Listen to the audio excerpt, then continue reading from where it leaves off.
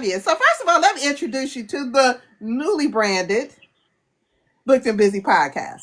Hey. If you don't know this beautiful soul that's sitting next to me, A.A. Lewis, who are you? And where have you been? Lord, that's a tricky question these days. So I am an author, a mom, a wife, a grandmom, and a business owner. But most recently I've been a caregiver to one of your faves, I hope, D. Lewis. So and where have I been? I have been writing. I am still writing, y'all. I have fallen behind just a little bit. And I am playing catch up at the request of my husband that I need to stay focused on this writing thing. So I haven't been where I need to be, which is why I'm happy today I get to speak with you and to see your face and to hear your voice, because I need that in my life. So that's where I've been. I haven't been hiding intentionally. There's just a lot of things going on in the Lewis household, and in my bookish space right now. So I've been busy, and I'm gonna leave this light off because I like this. I like the glow from this other light better. So there we go.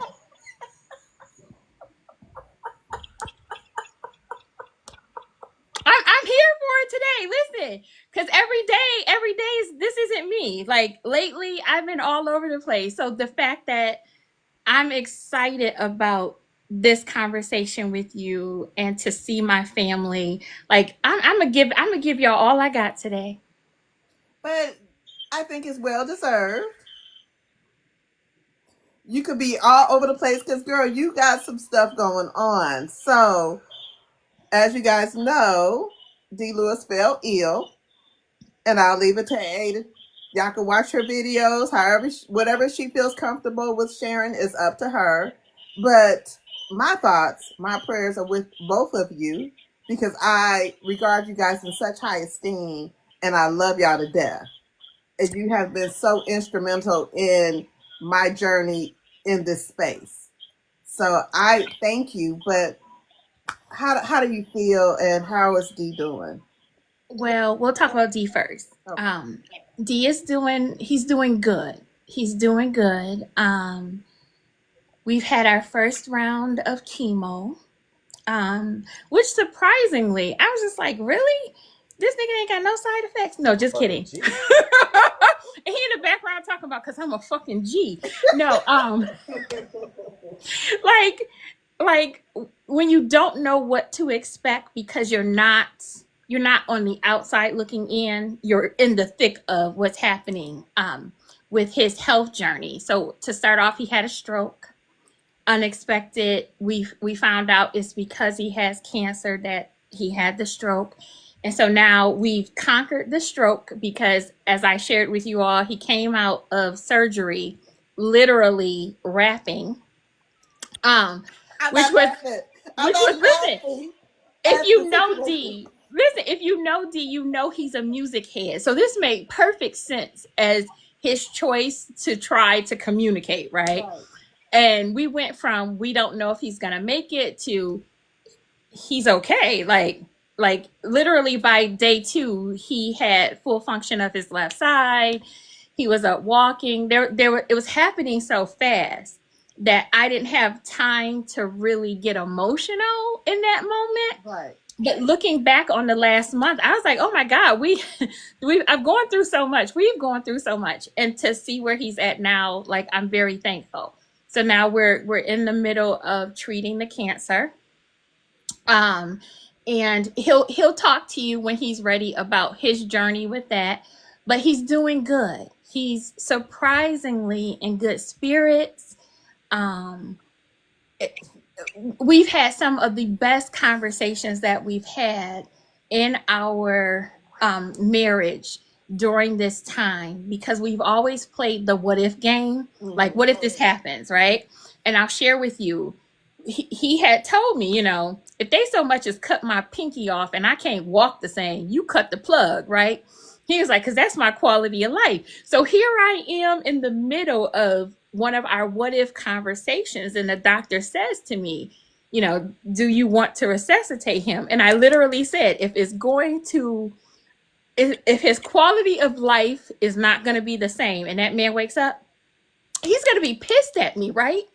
He is going to be like, why would you have me living life like this? Right. So, because we've talked about this. So when the doctor asked him, right, he said, so do you want do you want us to resuscitate you or what? He was like, hell yeah. So now the doctor looks at me and I was like, hold up.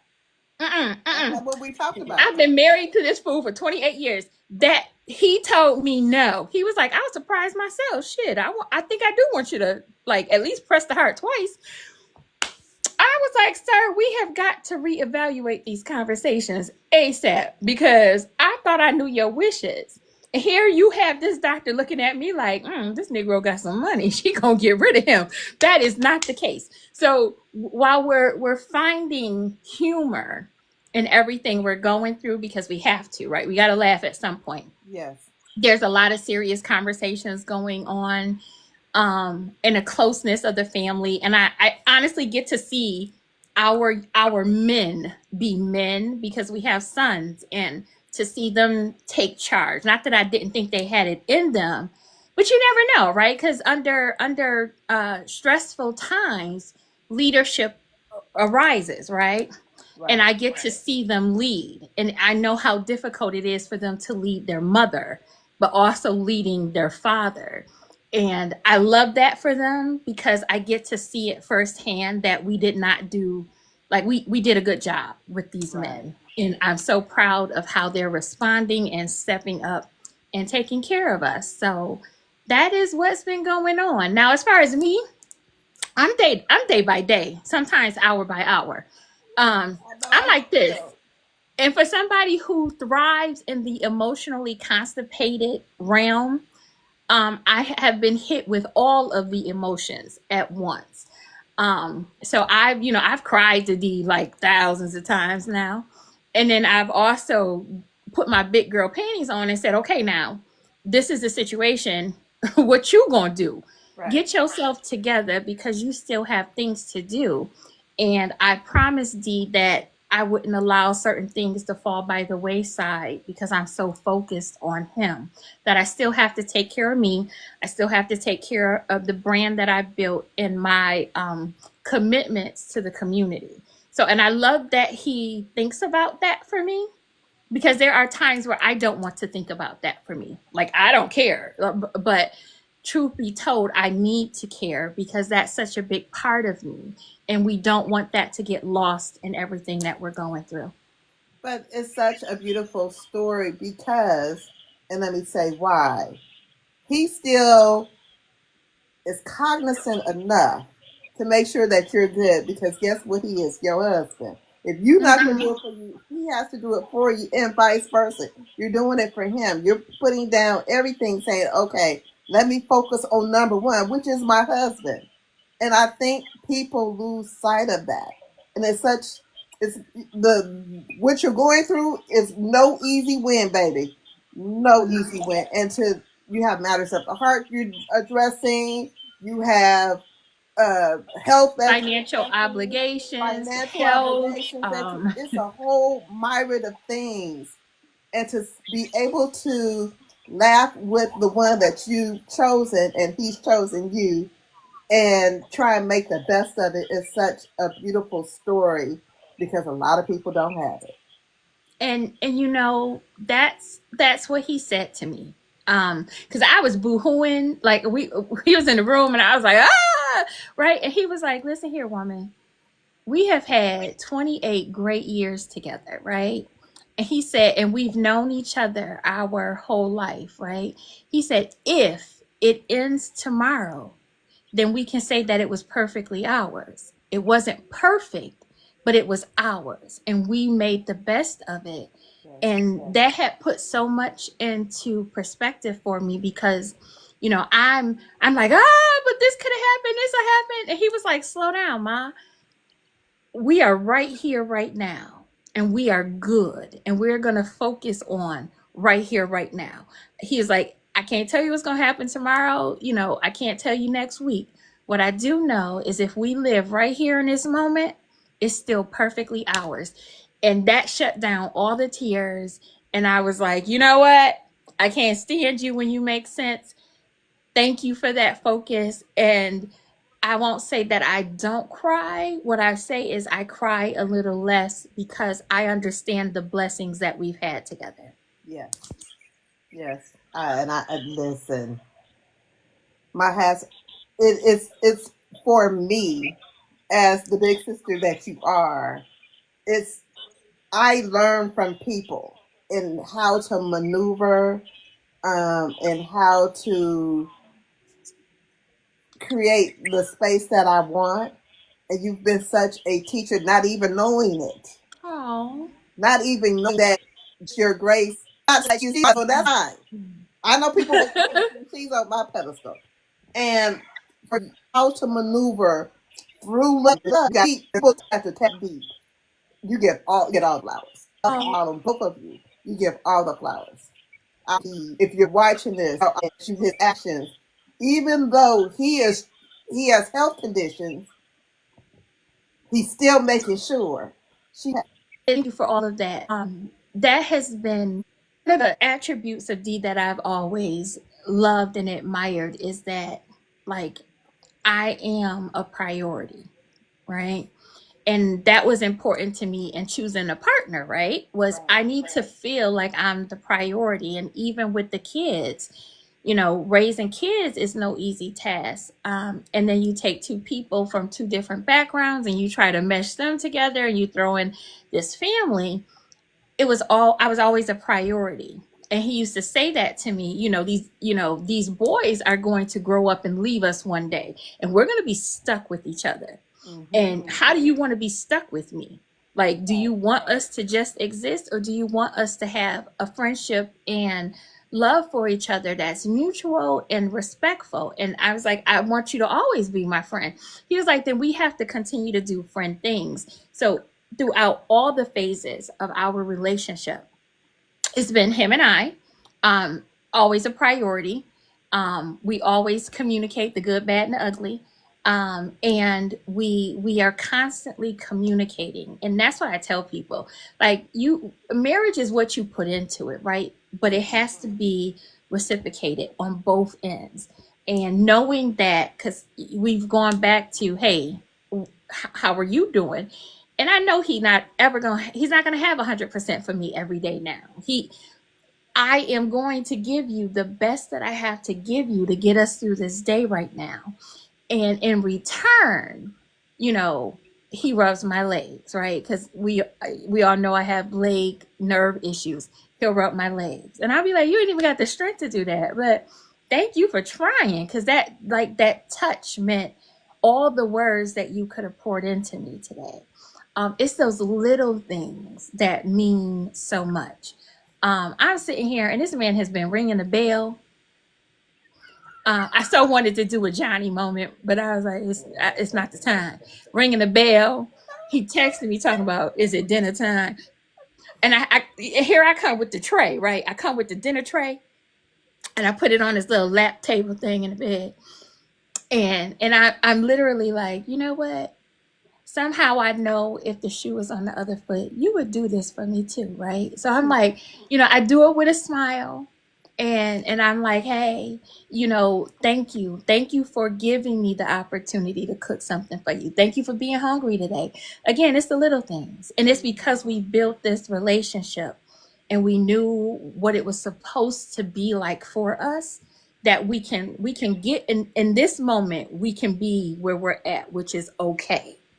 And I know that's not I want to put an emotion to it, but I can't. I'm okay in this moment right now. It could change at any moment, but right now I'm okay. And I am grateful for all of the love and support that everybody's, sent our ways, the text messages, the prayers, the flowers, the cards, the gifts, all of that, because you truly are our family.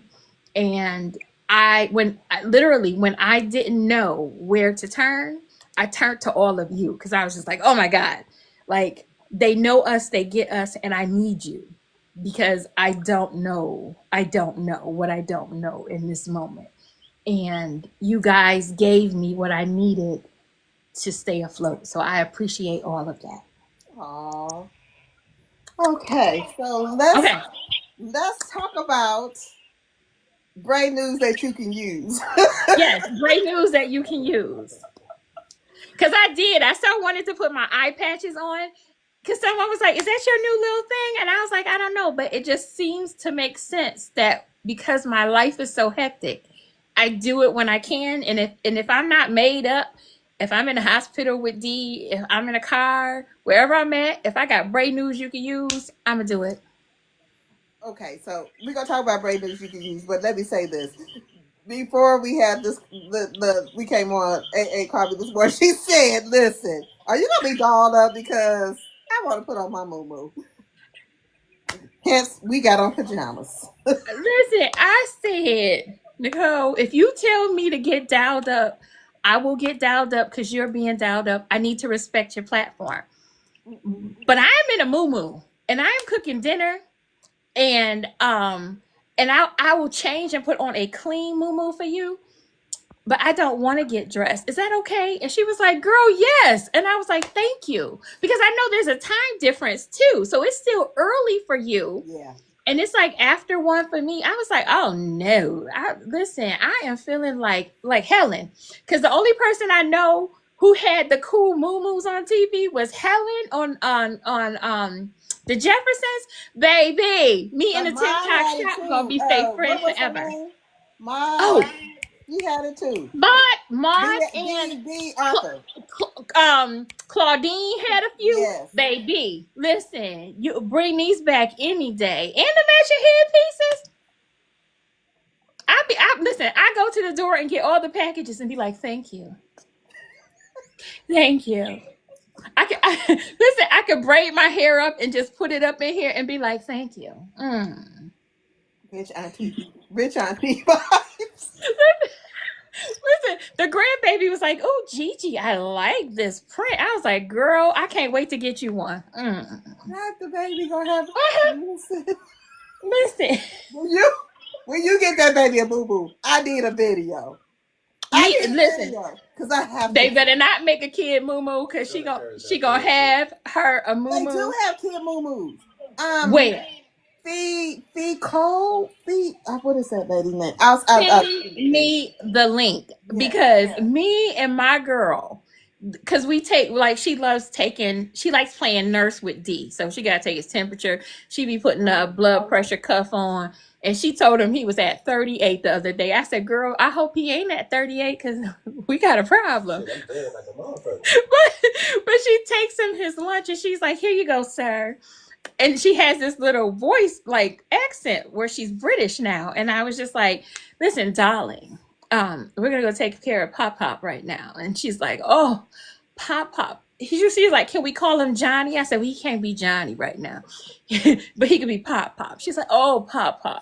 Let her have on a matching moo. Me and her are going to drive that man crazy. Because I'm going to let her go get her little plastic heels, and we're going to both clickety-clack around this house. Y'all clickety-clacking? Yes, clickety-clacking. Clickety-clacking around this house. I'm hollering. I can't wait to see that. Listen, I will videotape. I'm going to send you that girl page. Send me the link. Because listen, she's so dramatic, and so am I. We will be around here. Listen, jewelry on and everything, talking about such a relaxing day. Oh, my stomach hurt. My side hurts so bad. I've been having you laughing all morning long. Y'all just don't know. AA is what I say. So wait a minute. Are you gonna put the baby in theater? Because she needs to be in theater. I told her parents she does need to go to a school for the gifted because being around me, because I was a theater major, she's inherited, she naturally had it, but now she knows what to do with it. So like the acting, the voice changes, the dialects, creating characters. Even when we read the stories now, she's like, oh, do the voice, and then she can mimic me. And I'm like, oh, that was good, because that took me like 2 whole semesters to get that accent right. Like, so we when we play, she's so dramatic, and I love that for her, because I start to see like her creative side come out. She does. She totally needs to go to the school for the performing arts. Because, baby, when she do Johnny, the way I be on the ground. Listen, her doing Johnny, and she loved doing Johnny. She'd be like, can we play Johnny? And I was like, no, because Pop Pop don't feel good. But when she's the nurse, she's like, okay, sir, I do need to take your temperature. And she does everything perfectly. And I remember there was a book that talked about all of the doctor instruments that she loved. Like, she was 2 years old talking about stethoscope, right? And I was like, spell it. So she can spell stethoscope, because that was one of her favorite instruments. And she'd be like, I need to grab my stethoscope. When he had his staples in his head, she was like, oh, it looks so painful, I just want to take it out. And I was like, you cannot take it out. And she was like, come on, Gigi, let's take them out. And I was like, we cannot take Papa staples out, because like now you give her Nurse Ratchet, like she cared, but she want to inflict pain. So her character development is wild. Holiday. She is a whole vibe. Okay, so BRAE news that you can use. Let's go. Okay, BRAE news you can use. Starting tomorrow, Tuesdays and Thursdays will be updates moving forward, going into BRAE, about all updated BRAE news. So we have new BRAE merch coming out, and I can't wait for you to see that. We have, as of to date, there are 350 authors that have signed up. Listen, the way y'all showed up for me without me having to dip in not a one inbox this year is nothing short of amazing. Like, I said, BRAE's gonna do what it do. Like, it's got to, because I have priorities. I can't really be the face. I can't come on here and talk to you the way I want to. So BRAE gonna do what it do. Now, with that being said, y'all authors are doing what it need to do, because y'all making sure that so-and-so, this person, and everybody else gets signed up. Y'all all know the deadline, and for that, I thank you, and the readers are going to thank you. Because that's some BRAE news right there. I was like, I go in and I check, and I'm just like, oh, it's doing good. Y'all are doing a phenomenal job making sure that people spread the word of mouth news about the sign up, that they are coming prepared. There are less questions that I have to filter to respond to.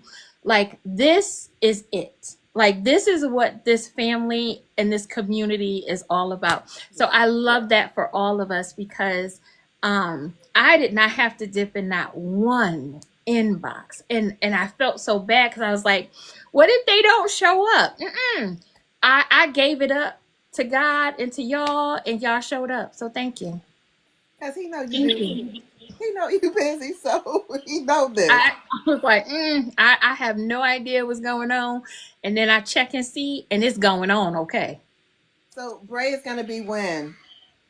BRAE is November 5th through the 8th. So one of the questions that people have asked is, why did I shorten it? And it simply is because BRAE is evolving. We're doing in-person events.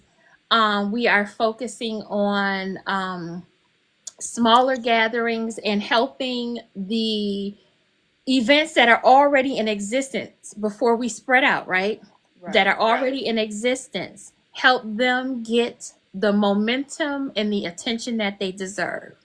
Now, in order for an event to be considered a BRAE event, it needs to be inclusive of all authors. So there are a lot of events behind the scenes that I'm helping out with.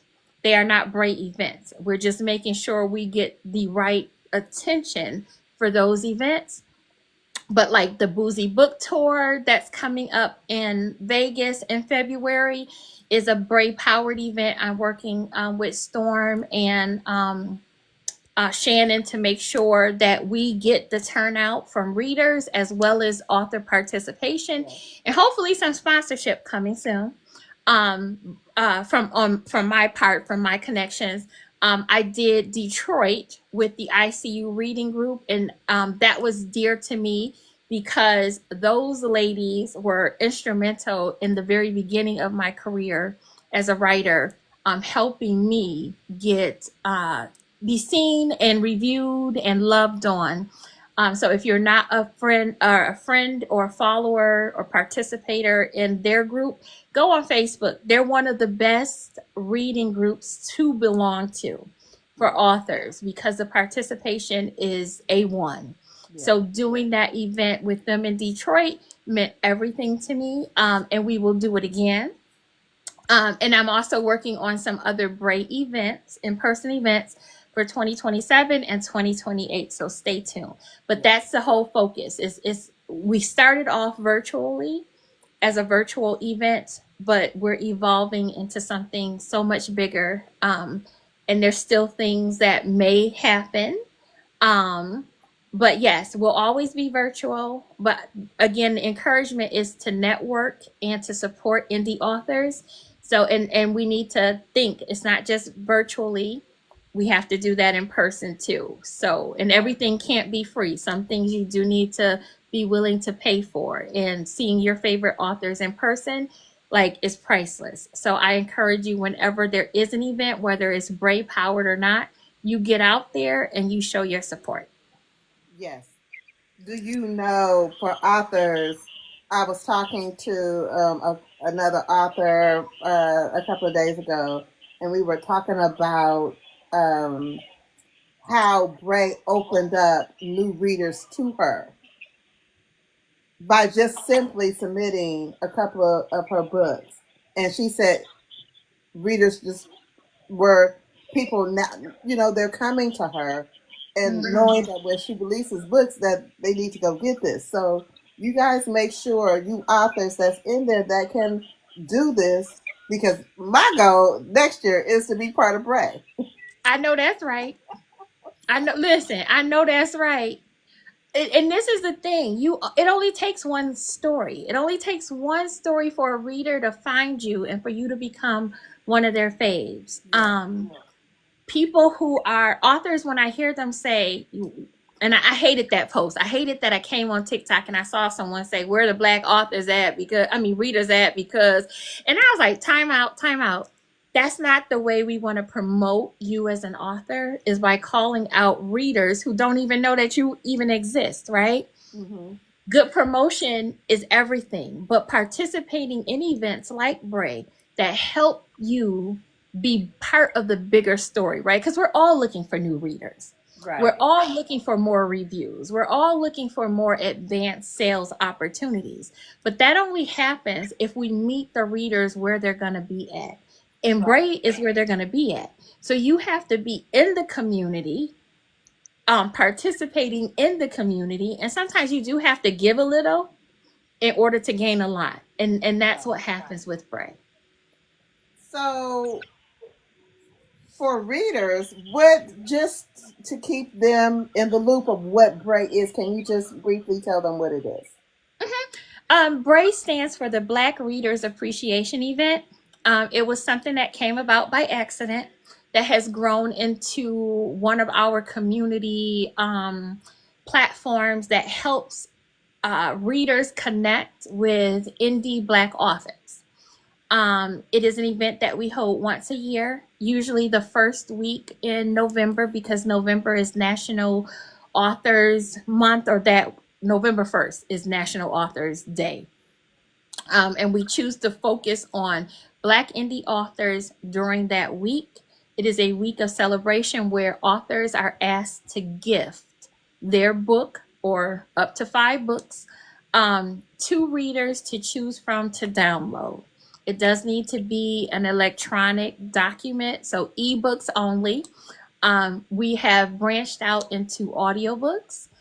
There's an opportunity for you to, as an author, participate in just one day event or the entire event. Either way, we are anticipating over, I'm going to say 1.5 to 2 million active readers on a global scale participating this year. And that's just based off the numbers last year, which we had 2.3 active uh, readers click in, but we had 1.1 or 1.2 downloads.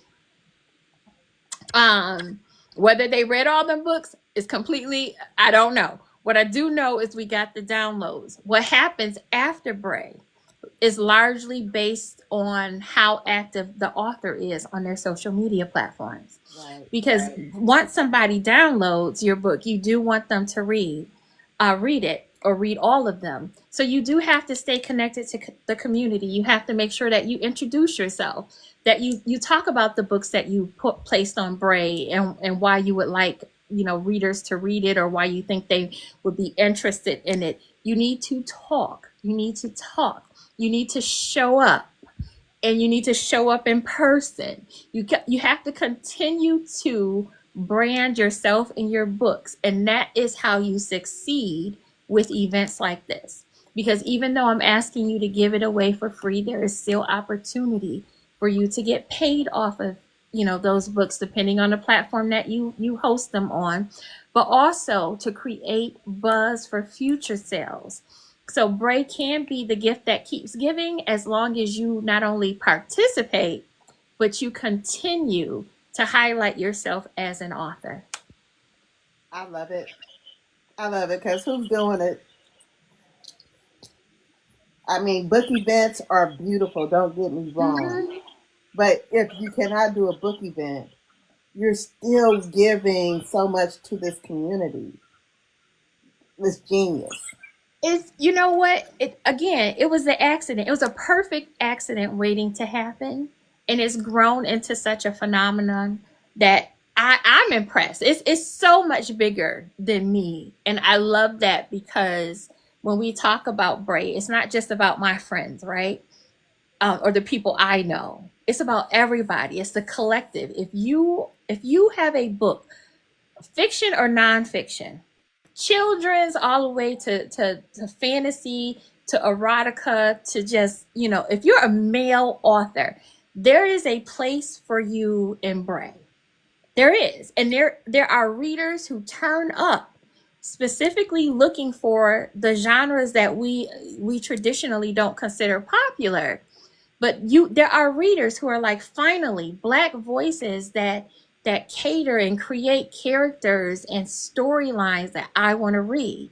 And you can find that on BRAE. The problem is we now need more of those stories. Right. So even though we're over 350 authors, there are probably 350 other authors out there talking about where the readers at. And to them, I want to say, are you connected to the community? Because there's opportunity out here that is waiting for you. There are readers literally waiting for your books. You just have to figure out the connection, because I can't be everywhere, but you will see it, or stop being hesitant. And I get that. There's a hesitancy in giving something away for free, right? Because that's your baby.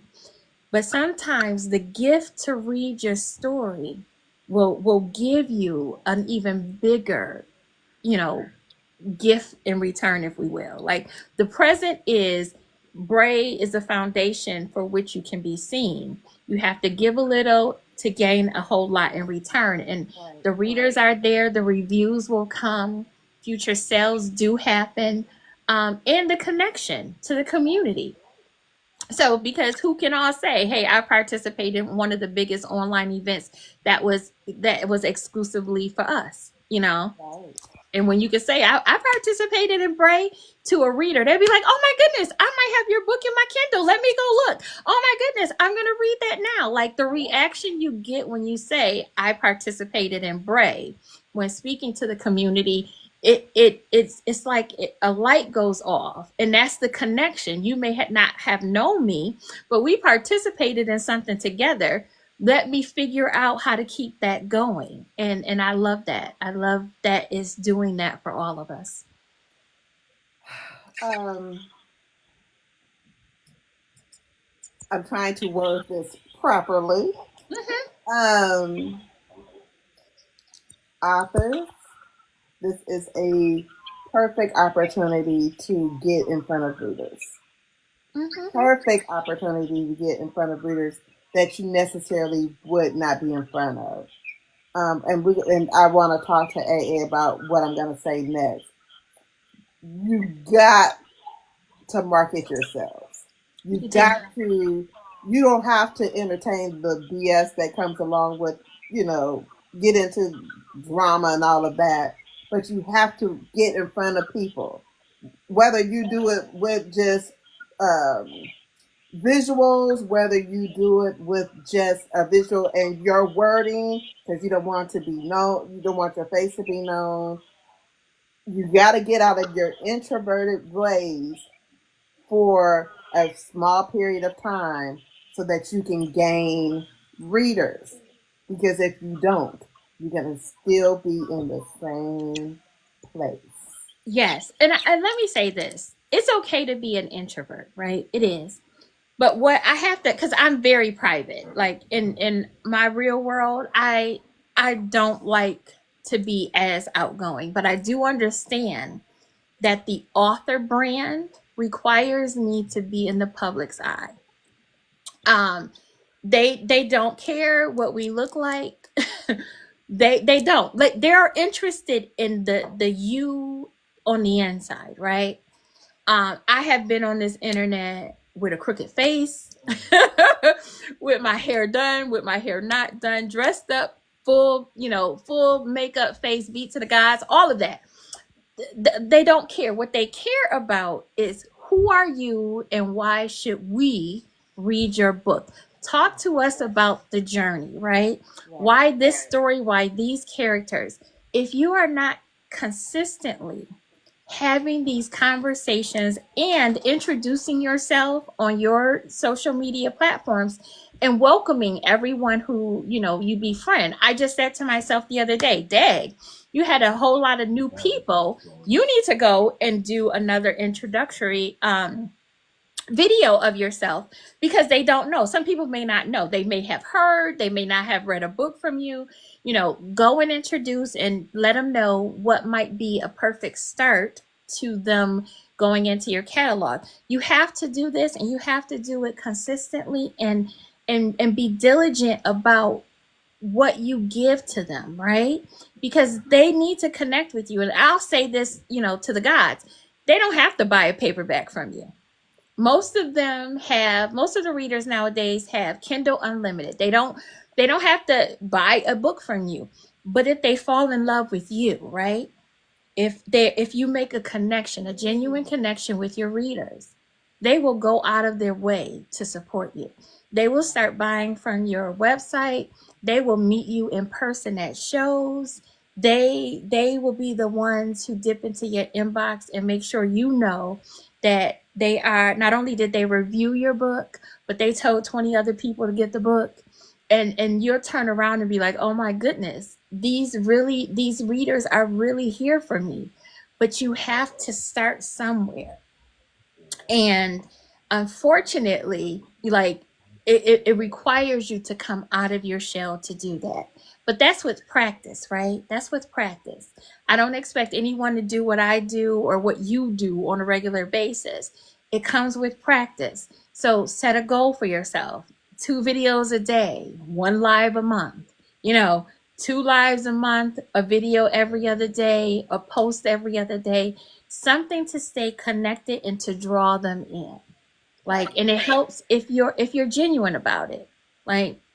Because I'm going to tell you, I just even did. If it's 2 people, you can do a Q&A, even if it's 2 people. Because guess what? If 2 people come on there and they love you, 2 people going to tell 2 people. Yes. And 2 people going to tell 4 people. I cannot tell you how many times, because I'll do a live and I'll be like, I don't think nobody's going to join. The next thing I know, it's a room full of people.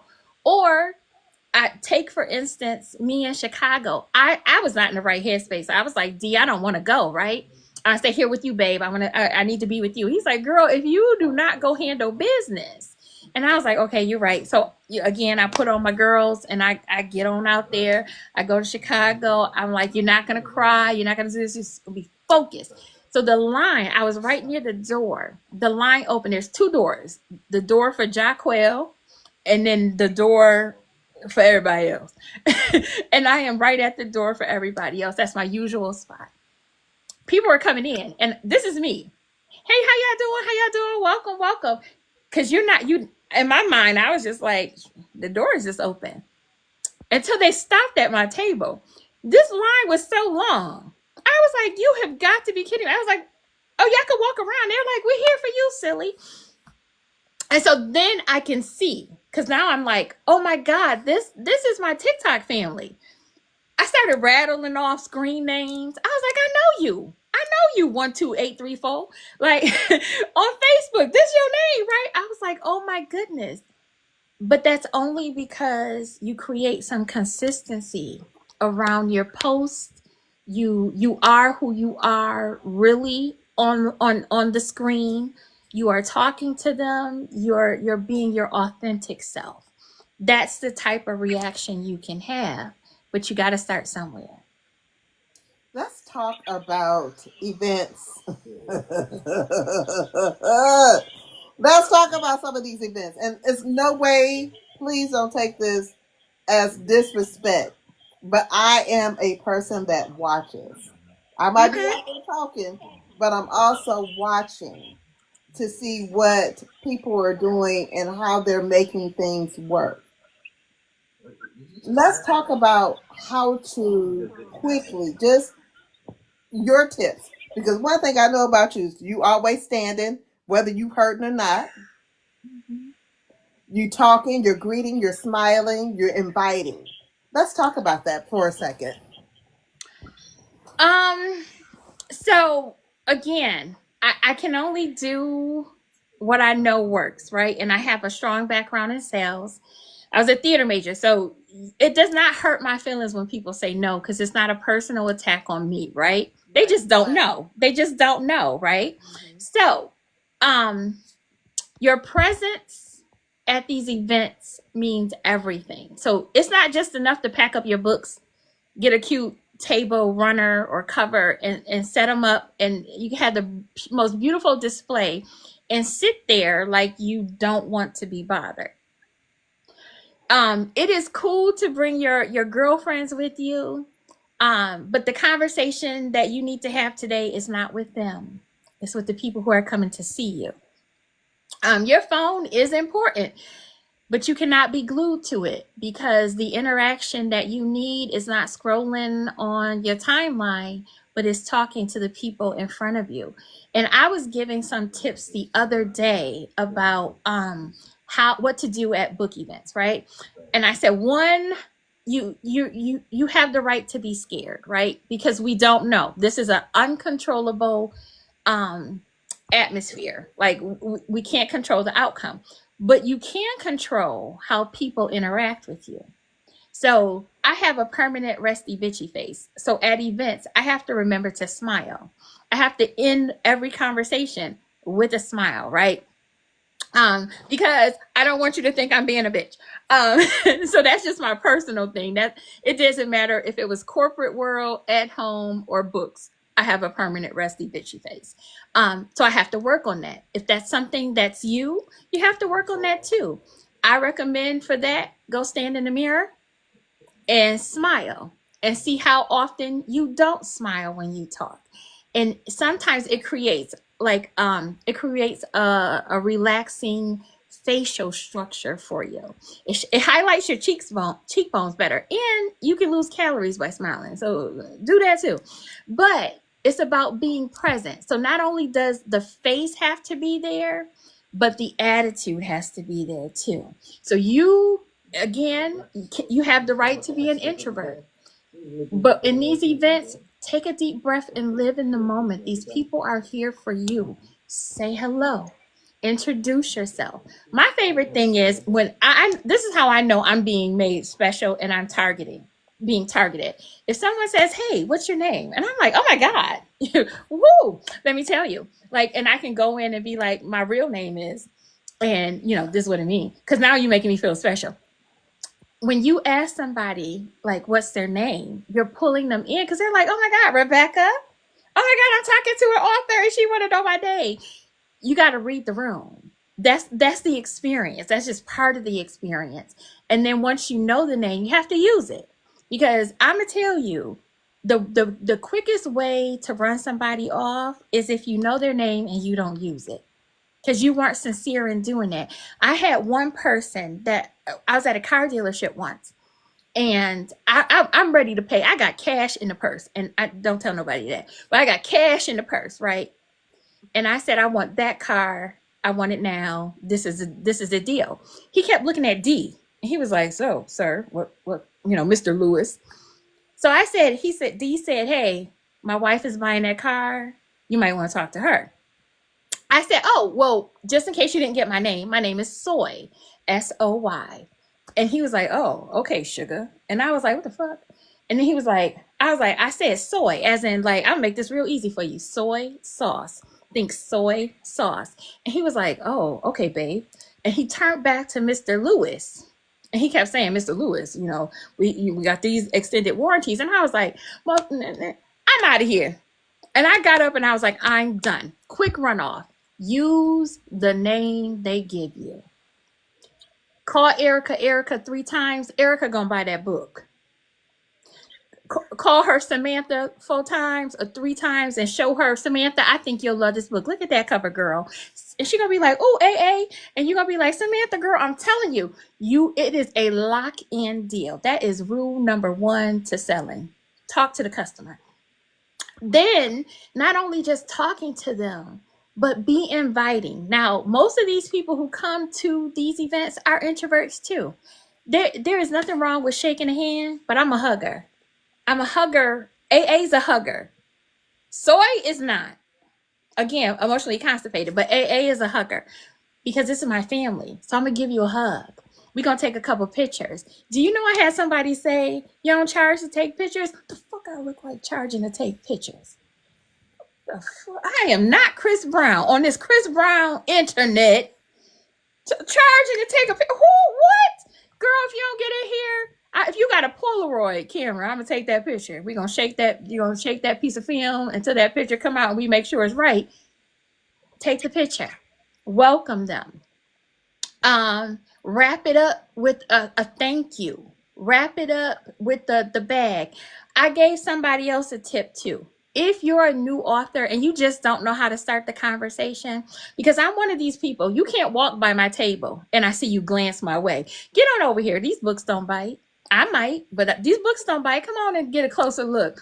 And they come in and I'd be like, look around. Tell what brought you in today? Who's your favorite reader? Because then I can maybe match you up with one of my books that you might like, right? Come on in. I don't bite. Go and touch them books. That's why they're here. I want you to feel. I want you to touch. I want you to look. I want the experience. You cannot be scared to do that with, the people who are at these events. Now, back to, if you don't know how to start a conversation or you are that shy, I'm going to give you my favorite trick. It works every time. You need to have 2 sizes of bags. You got your small bags that you put your books in, but you got the big bag, right? Get you a big bag. The bigger, the better. The person walking around with them 25 little bags need 1 big bag, right? Because that frees up their hand to be able to buy more. I think, right? So if you got a big bag and you carry a couple big bags on your hand, you can stand out in front of your table and literally say, oh, girl, you've been buying books all day. You need a bigger bag. Let me help you. Now, you don't move to them. They're going to come to you because you're going to go, oh, girl, yes. Let me put these bags. And you open up your bag because now she's in front of your table. You open up that bag. She puts those bags in. You hand it to her. And then you be like, oh, well, you can always, while you're here, look at my books too. And she'll be like, oh, what you write? It works every time. I have been next to Quan at 2 events back to back, right? Quan's line is like Jacquel's. And at first I was intimidated because I was just like, why would you put me next to him? His line is so big and he don't never have bags, right? And I was like, oh, he don't never have bags. Every lady who bought or every reader who bought a book from Quan got a bag from me and bought from me. And he was like, oh, you think you slick? I was like, oh, I know I'm slick. I was like, I read you. So then the next year he was like, no, she got to stand next to me because she got bags. See? He was like, we already worked this out. We already worked this out. They buy from me. She got bags. They buy from her. It was a perfect marriage. Like you have to think ahead and to start the conversation. If you got to use the bag routine, use the bag routine. Like I'd rather see 20 of y'all out there with big bags offering people bags because then I know that you actually spoke to them than them passing your table and no one noticing you. Right. Like I need you to get up from behind the table and come out front and just stand there. And if you hand out bags or just say hello, welcome, or even if you say, hey, if they looked at you, come on over here, look at these books. Just start the conversation. But by all means, leave the chit chat, the Instagram post scrolling and TikTok scrolling, leave all of that at home. You'll have time for that after the event. Right now, it is about talking to your readers, these people who show up. And when they show up with money people. They want to buy books. They may want to buy your book, especially if you create the experience. Whether and that's like them or that's not, my goal. you still have to be gracious, whether you like them or not, whether they are your friend or not. You know what? I have never met a reader I don't like.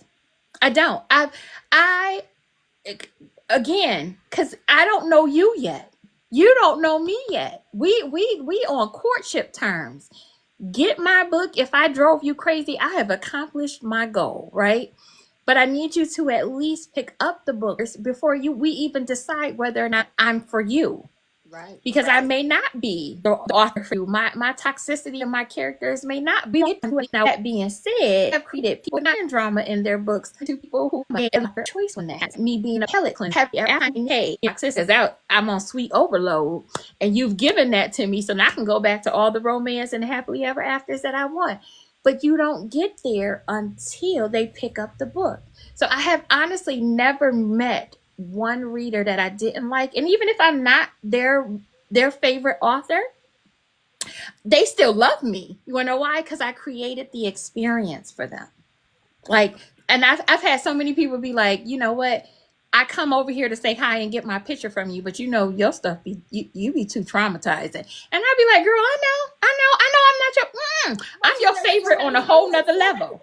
Yeah, I was like, I did. I had somebody tell me that just recently. And I was like, girl, I ain't even worried because I'm your favorite on a whole nother level. I said, I know you're not getting this type of love from nobody else in this room. So thank you for coming over here this year. And she done said this to me for 4 years straight. We hug, we kiss, we take our picture. And I signed her little, whatever she got, her frame this year. She had a frame. I signed the frame. And she didn't buy one book, but she stood in that line for the experience. And sometimes that too is enough because she's still going to be a good word of mouth referral for somebody looking for something different. Exactly. And it's okay to recommend authors, even if you're an author and they know that they don't get it. You can say, hey, you may not like my books, and you sound like you may like that person over there. That was one thing that I saw that Masterpiece did. It was a lesser known author by her. And she says, oh, you should check out her table too.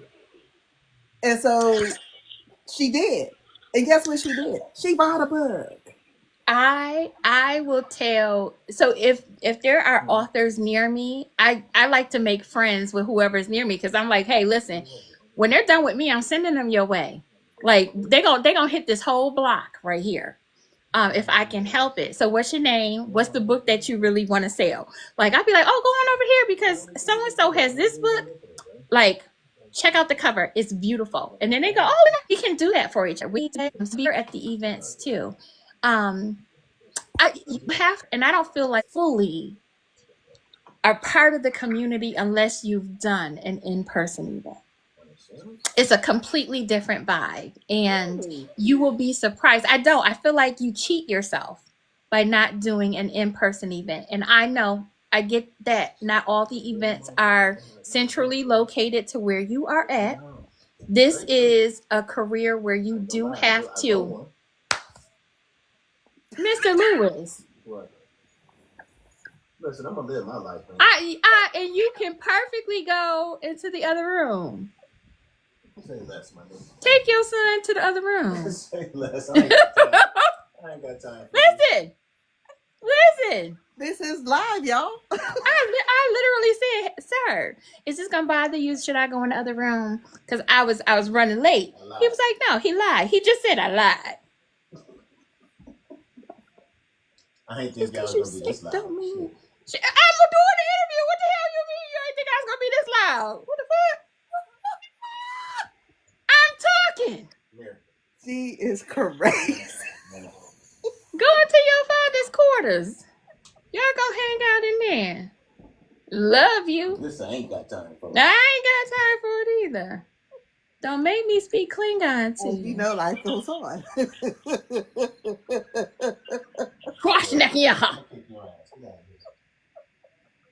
No, so I call him my little Klingon because he had the stitches going straight down from his war wound.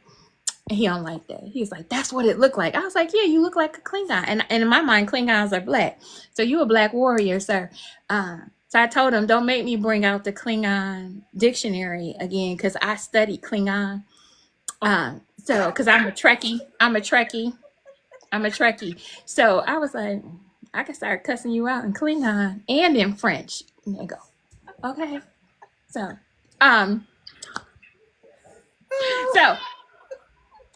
yes, but you have to go to these events, because I feel like you cheat yourself if you don't. Okay.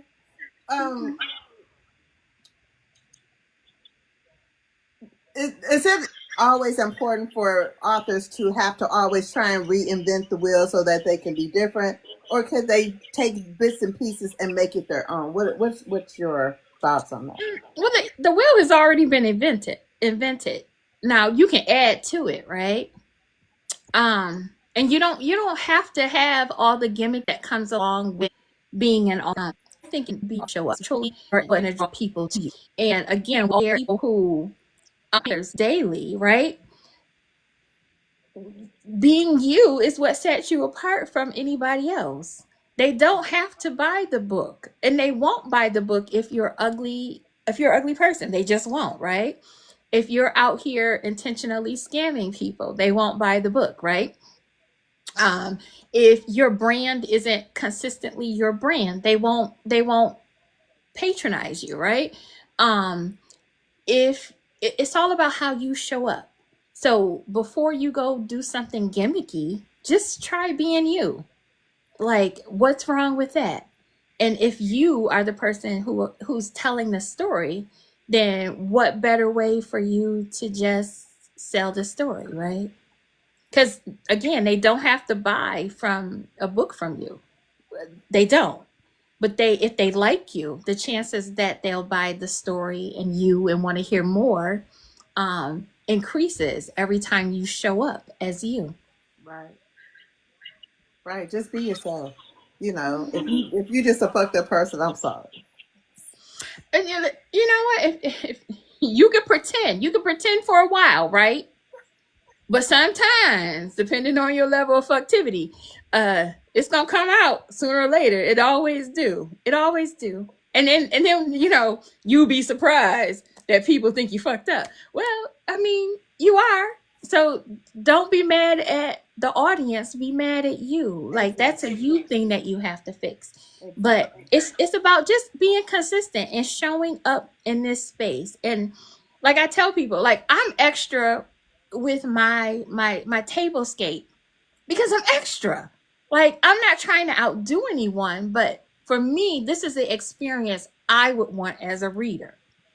Like, I'm a visualist, so I'm drawn to things that catch my eye. The people who read my books, I think, are exactly like me. So I create the ambiance and the experience that I would want to have for you. Right. So it's not, I'm never trying to outdo. I went to somebody's table and she had crystal, and I was like, ooh, like this is right up my alley. This whole extra. I was like, different heights of crystal and like the beads, and I was like, ooh, like where we going? Like, I love a good experience. And with everything, there's a cost associated with it. Don't feel like you have to do these things, but do you, and then improve on it if you want to see something different.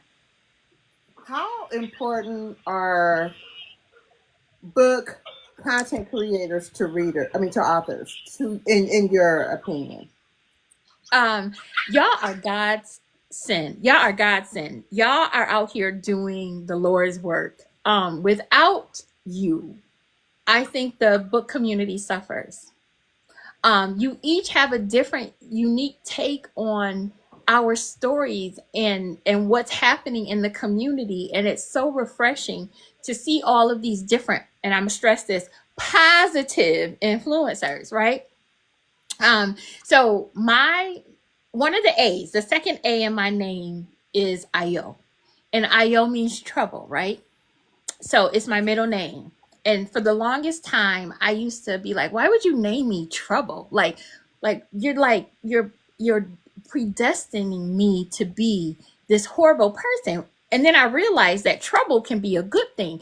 You all create great trouble. And I love that because you keep our community united, focused. You bring things to our attention that sometimes we as authors don't see, because we all live in our own little creative bubble. And when you guys say, hey, maybe you guys should, maybe you guys should stop doing this, or think about doing something different here, it creates the conversation with us. Okay, I need to fine tune my craft. You give us an opportunity to shine. You read our books in this non-judgmental way, right? Like, you're living for the story and not always for the grammatical errors. And sometimes when you're a new author, and even seasoned authors, the best editor will miss some things. The most seasoned proofreader will not catch it, and here you are, not downgrading the work, but uplifting it so that other people, will have it, will be interested and will be willing to view. It's the little things that you get about us because you're connected not only to our stories, but to our Blackness, right? So it resonates with you. You see the beauty in our characters. Like, without you, this community would not exist. We'd just be a whole bunch of authors talking to each other. Right. It grows because of your influence and your positive energy. Like, that's you are the lifeline of this community. Like, and it's never been said that way. It's never been said that way. Not for me, because I do it for the love of the community and for the love of books. I just love a good book by a Black author. I'm sorry. That's where my interests lie. Mm-hmm. But it's never, I don't think that people understand it in how you spoke it, how you explained it. We are a well-oiled machine, right? There are always moving parts because we have our readers, we have our editors, we have our promoters, we have us, and then we have you all. You are, to me, if I can, you are the lifeline, the blood, the energy that keeps pulsing us forward. Without you, Nicole, without your take on The Whistler, which I know we'll get into, without those live reactions, I would literally be doubting whether or not I should continue to write in this genre, or should I continue to go back into the world of The Whistler and finish. Like, without those types of interactions, like, I I feel lost sometimes, right? So I rely on some of the feedback I get from influencers. I live off of seeing you share my post. I live for the comments. Um, that is, you push the community forward with your energy, with your excitement, with your takes, with your passion, your reviews. All of that makes sense. That's why you're the lifeline. I would not be here on your platform if you weren't, because you wouldn't have a platform. Just think of it that way. Like, we have 20 people in here. Like, they're all here because there's a positive connection to you, to the community. Like, that's why they're here. Without people like you, people like me don't stand a chance, because again, we're up against an industry that we're not supposed to be a part of, or at least a thriving part of. So we are showing, because of you, we don't necessarily need all the whistles and bells. We've got our own horn, and you're tooting it for us. You're leading the charge on why Black stories and narratives and creatives and authors are important. Like, whether they want to see it or not, like, people like you are the reason why we are still a multi-million-dollar industry or billion-dollar industry that is underserved. But not really, because we have faces like you who tell us every day on all these different platforms that we see you. Like, and that to me is worth way more than something a big box company or a big box literary brand could ever do. You allow us to have the creative freedom that we want, and you accept our stories as is. And I love that for you. I love that for us. I love that for all of us. And I say that because if this there's only certain creators that I trust with a book rep. There's only certain ones. And I mean that. It's only certain ones, because you can tell when someone's being genuine and they know what they're talking about, or if they're giving a hot take. Mm-hmm. You can tell when you haven't fully read a book. But you know what? It also goes to speak to the variety of influencers, right? Because you have your beginners. You have the ones who are testing out the waters. So let's go. Testing out the waters. You got your beginners. You got those who have found their footing, right? And then you have those who are seasoned and deeply immersed in the community. That's where I would put you at, right? People who are finding their footings have worked through the hot takes, the reading only a certain part of it, or taking everybody's, word, as law that you need to read these. Then you get those individuals like yourself. I know Coco's on here. Storm. You get Lady Creole. You get Jaleesa Reeds. You get all of these other individuals who then say, "Okay, I read what I want. I like what I want. I read indie. I read Black. I read proudly out loud. I'm not willing to take a chance on a new author." Like, you get all of these other elements that most influencers are trying to find their way through, right? Because just think about it. Black Book Talk is relatively new. It's still a baby, right? And just like, literally, not me personally, but some of us, because I've been reading since I had to go to the corner store and wait for the people to get off the bus with the book bag, y'all. And I'd be like, I got $10, give me 2 books, right? Some of us have just found Black voices in literature, like telling the stories that they want to hear. And not that anything's wrong with reading outside of, Black authors. The problem is we've all had to do it. And we've done it for so long that coming and finding a voice can be overwhelming. So you kind of teeter with the traditional authors only, right? Because that's all I can see. That's all I know at Target, which we're not supposed to be shopping at. That's all I done seen at Barnes and Nobles because it's limited, right? You know, all these popular places that they tell us we can get books from.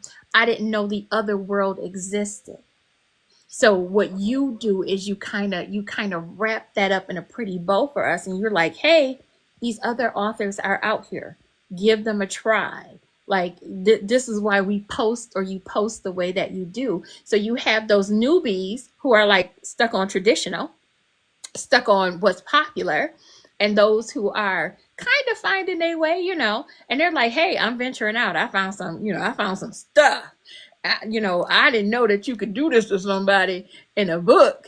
And, you know, they're like, because that's not what they was doing. That's not what they was doing in that other book. Like when you get to that point and you start realizing there's more to it than that's being advertised and pushed to the forefront, like it takes you on a whole nother level. And I think most influencers will get there if they stay connected in the right way.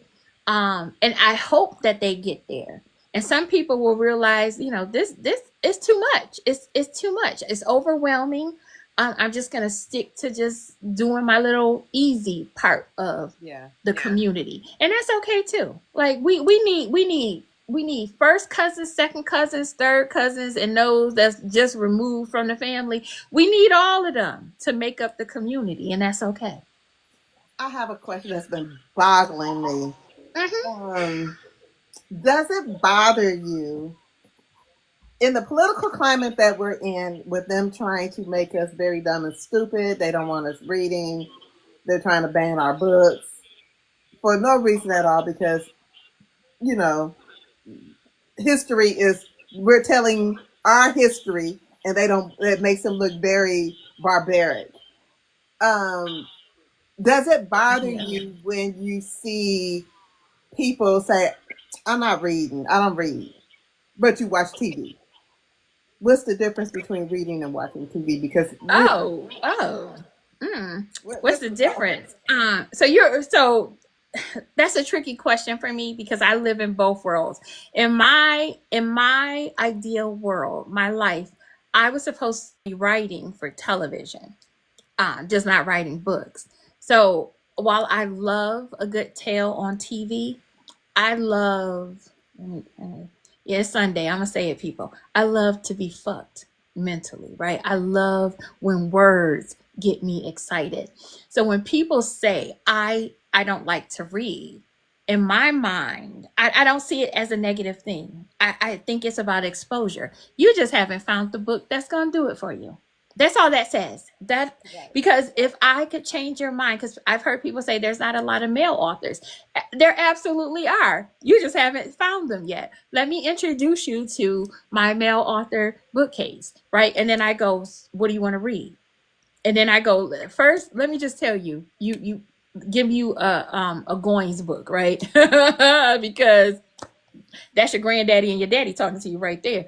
So like, you just haven't found the right book. So I don't take it as a negative. To me, it becomes a challenge, because I'm like, so what do you like to read? I mean, what do you like to watch on TV? Oh, I could pair you up with a quick book real quick. Right. And then that kind of sets you on your journey. I've done that in so many conversations, because they'll be like, well, I like spiritual stuff. And then I think about what D has on his bookshelf, and I'll be like, you probably need to read this. Or I like nonfiction. Oh, in what capacity, right? What capacity do you like nonfiction? Because we got nonfiction too. Like what type of story, or, you know, what do you want to know about? You just have to find the right book. So I don't take it as a negative thing. I take it as a challenge, because we built up a library in our home that's full of books spanning back years, right? Because I was a reader, and Dee was not a reader. And then I was like, oh, I got a book for you, babe. He read that book and he was like, give me more. And since then, he's gone on and created his own little, you know, library of nonfiction stuff that he loves to read. And I'm just like, you know what? you just have to find the right book. And I take that as a personal challenge because I'm connected to so many of you. Trust and believe your book is going to come up in conversation once or twice a year in the Lewis household. I'm going to bring your name up no matter where I'm at. I was at the hospital. Listen, them women left with the Whistler unmatched because it had a medical, theme going on in it. I had sold some of y'all books. I was taking people to every nurse that we had the pleasure of coming in contact with is reading a book now. And I was like, I love that you read nonfiction. Have you tried this book? And they were like, no. I was like, never heard of it. Now you have. There's a website. Go on and get that book.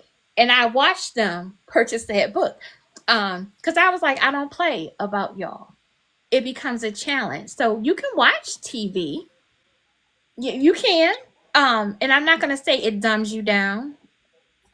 It's another form of entertainment. What I'm going to challenge you to do is to have that same excitement with the story that you can fully connect to. And instead of them giving you the visual and giving you the voice that you hear on television, I'm gonna challenge you to create your own visual and give it your own voice. And when I go back to you and I say, well, who do you think should play this part? You already know. This is what he sounds like. And I was like, hey, the book has done what it was supposed to do, because now you're wanting more. There's a thirst inside of all of us that needs to be quenched. And I think we only get that when we get immersed in a book. I don't care what kind of book it is. There's a thirst. There's a hunger. I think what pisses me off was when people say, you're not a real reader if you're not reading these particular type of books. Now that would piss me off. That pisses me off because you guys. I didn't know we had reading police. I mean, I know we got as long as you're reading something, it doesn't matter what you're reading. Y'all know I love a good urban fiction, erotica, dark romance, family drama. I like street shit. Sorry, Lord. I like street shit. I love it. And it does not make me less of a reader of someone who's reading nonfiction or someone who's reading Terry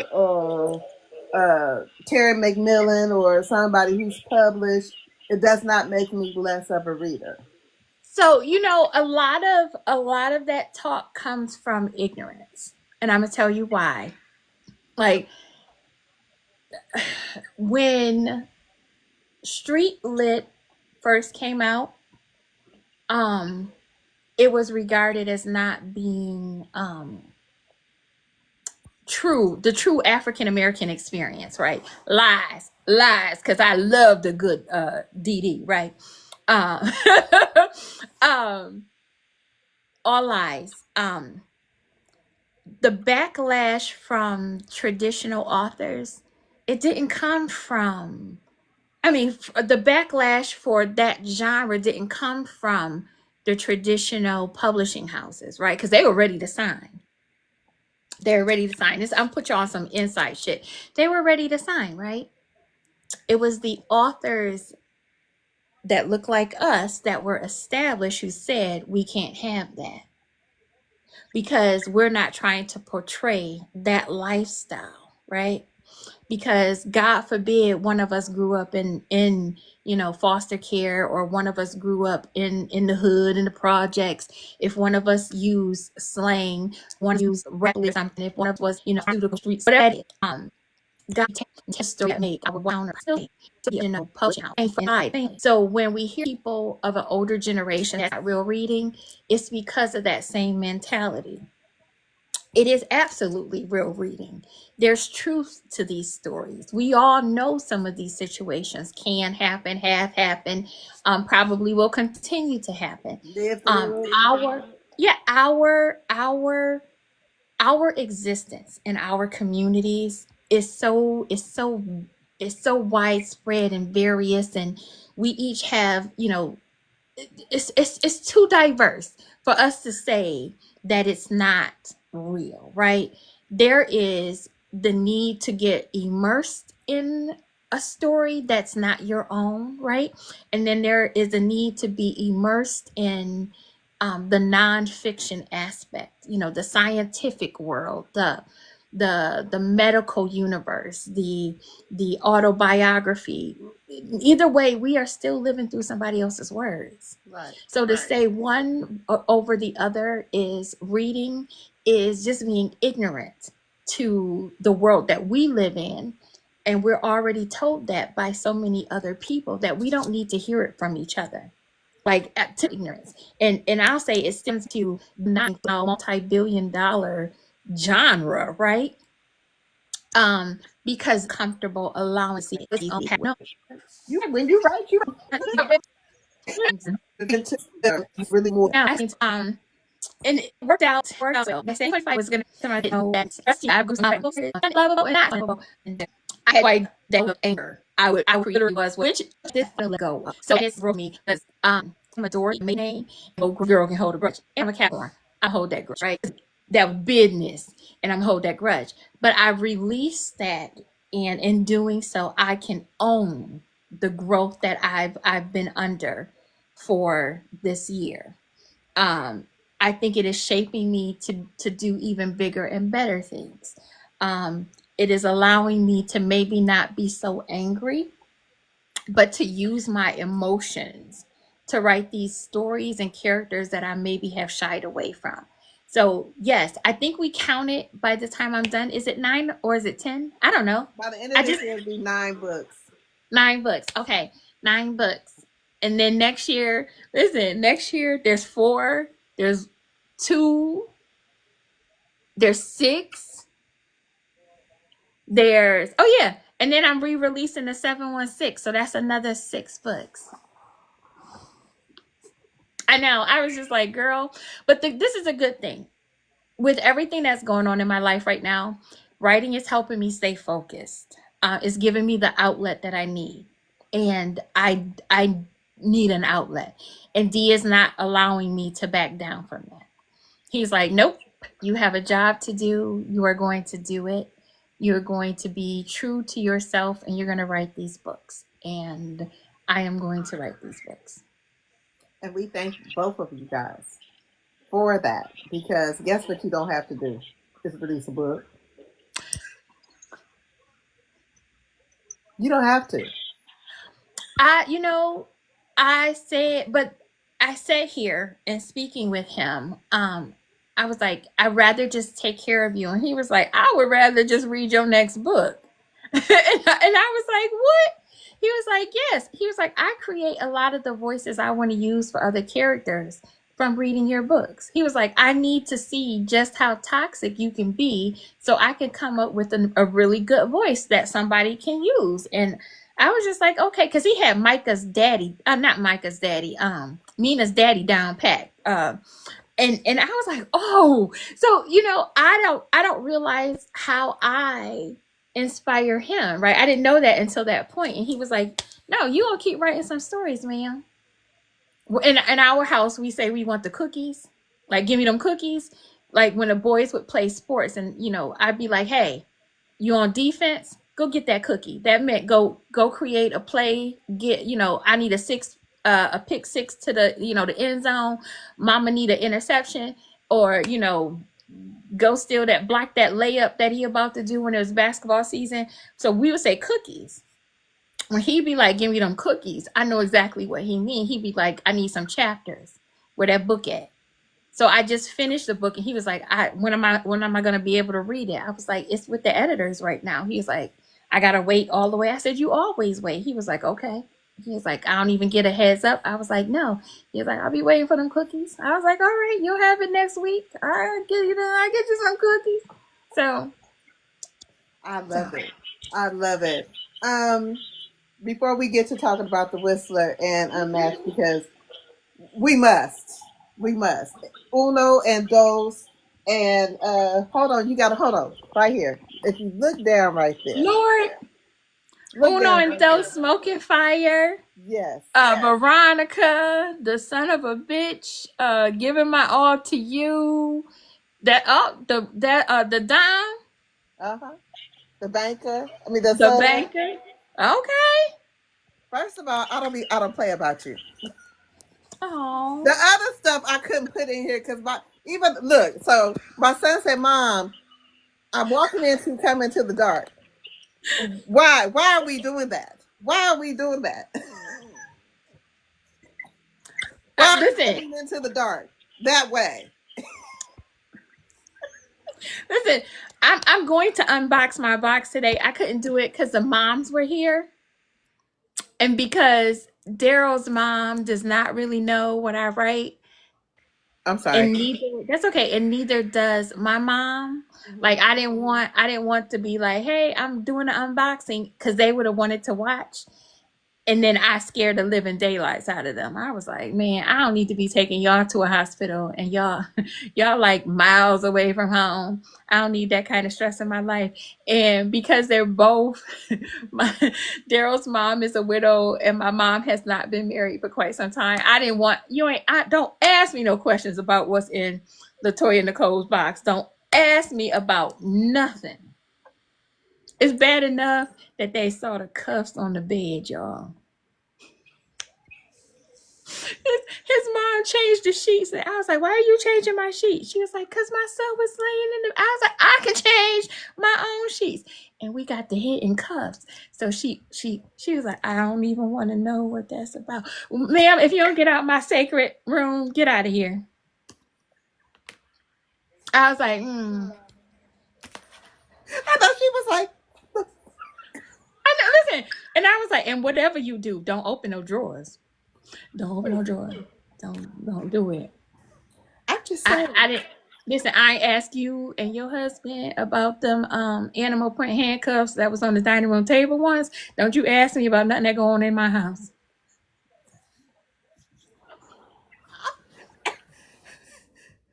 Miss Lewis. Miss Lewis. I did. I told her, I was like, hey, you a guest here. You do guest stuff, okay? Outside of this, Do not come over here. I was like, do not come over here thinking you could just walk into my bedroom. You cannot, man. You don't know what you gonna get. Listen, I was like, I don't care who your son is. I don't care if he's screaming help. He ain't use a safe word. You don't know that. Don't be coming in here. If I don't say our lease, I need you. Don't you walk in here. Hey! Woo! Mama.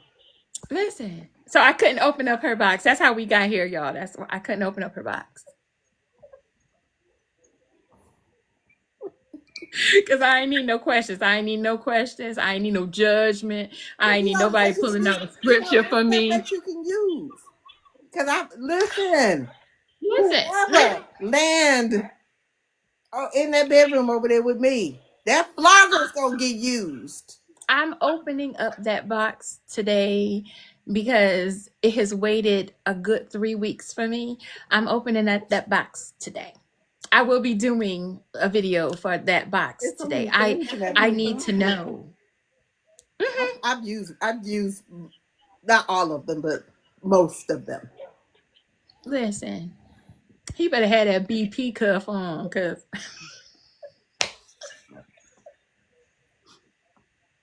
you better put the helmet on and that BP cuff, because I'm opening that box. It's the collar for me. It's the dog collar for me. So you need a whooping, but she do, and that's without the box. She just do. Oh, she got cussed out last night. Oh, she got cussed out. I'd have read a book. I was like, I know you lied, and then you lied to me. Oh, she got cussed out. Just know she got cussed out in her ear. I don't say nothing I'm not gonna say in front of nobody else that I ain't gonna say to her or anybody. If I'm gonna tell you something, I'm gonna tell you publicly. If I feel away, you ain't got to worry. You ain't got to worry. But anyway, let's talk about, before we get to the whistling, let's talk about Unmatched. Hey. So this is me. I wanted to, but I can't I just do, right? So in Unmatched, right, I looked at this cover and I was like, Dee says, okay, you just can't unalive anybody. This needs to be a nice romance story. And I was like, oh, I think I could do that. So in my mind, I was like, oh, it's so nice. And Nicole was like, it is not. She was like, It was until it wasn't. But life is complicated. It is. So here I am, and this is why I'm gonna never get invited to Southern Heart, y'all. I would never get that call. Listen, because I love some toxicity. Her father, Mina's father, is off the chain. Like it follows. So let's back up. This story follows a husband and wife who are madly in love. And there is an accident that happens, and Mina loses her memory. In comes her daddy, the Reverend Johnson, and her mama. The Reverend Johnson thinks he knows what's best for his daughter, and there lies the problem. And it was so many times I wanted to pull up that scripture for him. I'd be like, Reverend Johnson, you should know this one. But that is the trigger point for this story. And as this couple tries to fight to find their way back to each other, you know, I get a little toxic here and there. But in myself, you know, my whole soul, I was like, oh, this is just me this is such a sweet love story. Daryl was like, it is not. It is very, listen, one of the reviews, the lady was like, it's very triggering. She was like, she gave me a 2. I was like, is it me or is it you? And then everybody else was like, no, it's you. I was like, oh. There's one that was really, like, I was like, woman, I don't know how you read this then, because she said she read it and she went through the exact same thing where her husband lost his memory. So she felt all of this. And I was like, I wouldn't have read this. Do y'all not read the warnings? I said, because I would not have survived this story. But so it's gotten mixed reviews. Like, everybody loves it. I get that it's an emotional tale. I get the love. I guess to me, my definition of toxic was off. Oh well. It wasn't really toxic. Not. It wasn't the couple that was toxic. It was I know. daddy. I know. It was that fool. Listen, I got that. Again. But did the daddy deserve what he got? Absolutely. But in my mind, literally, I swear to y'all, I said, oh, this is such a sweet story. In the beginning, yes, it was very sweet until it wasn't. And I was like, where did the wasn't come in, right? And that's where I didn't see, like, that's where it's me. It's not y'all. It's definitely me. I have a warped sense of romance, which is really weird because the guy I'm married to is like he's romantic, y'all. And y'all have no idea. And I am the person who is like, what the fuck you doing that for, right? Like, you're like, you'd be like, oh, I bought you chocolates. Like, it took me some time to warm up to that. So, but I know what dysfunctional families look like. So I that's a safety net. So I'm gonna work on romance. What I will say is I do think Unmatched is a beautiful story that examines the relationships between parents and child, right? And overstepping your boundaries. Yes. And even when, as a parent myself, I'm very cautious of this. And Daryl has warned me as the boys were growing up that one day they're going to be men. And you do not interfere with men things, right?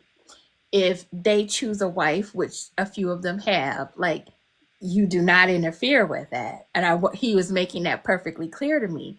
and having wrote this story and seeing the other side of how when boundaries aren't respected, when your spouse is not respected, um how things can go awry. And sometimes even with the best intent as a parent, we don't know the whole story.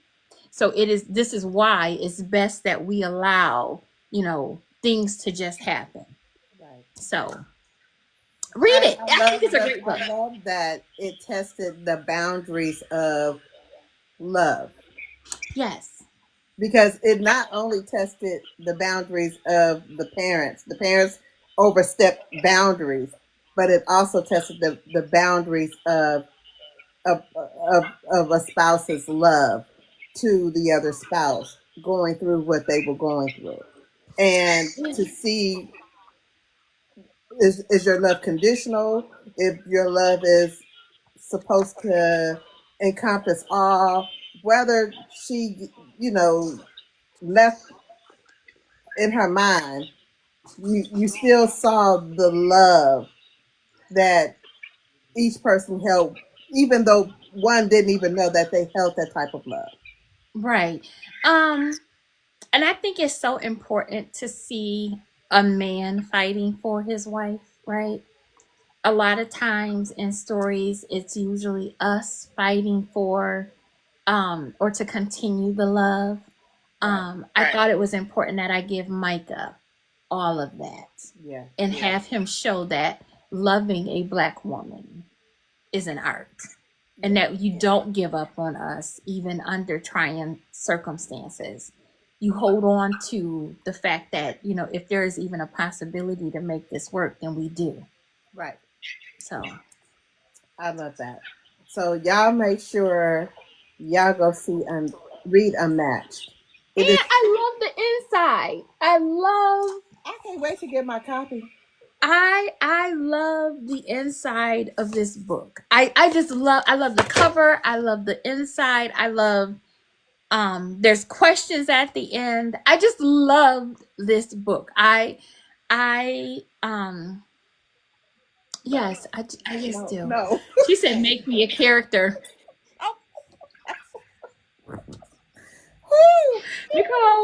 Nicole, we gonna talk. I'm gonna figure it out. I'm gonna figure it out for you. That's a no for me. I mean, yes, but it's gonna be batshit crazy as far as No, but you know what? That's not the part of Nicole that I get. Like I get all of that. I see all of that. But the real, like the Nicole that I know, she is more calm and attentive and loving. And I could write that in a story. If listen, and you love hard. Yep, and I can definitely write some toxicity around that for you. That part I got covered. So I can see you. Listen, don't be surprised if LaToya Nicole becomes a character in one of my books. And I got books coming, so that could easily happen. Not are we talking about the same person? Yeah, we're talking about the same person. I don't know where she be giving y'all. But my sister be pouring life into me. I get what you're getting. Most times I get what you're getting. I get calm, level-headed LaToya. When we're by ourselves. When we online, it's altogether different. Yeah, listen, but I feel like that's her, and that's a combination of her and the author. Yes. So I get that. But for those romance readers, if you're looking for conflict, Unmatched is the book for you. Like, no bullshit. Hold on, let me make sure I can see, because I can't see in here at the same time. I can see in here at the same time. Listen, if you're looking for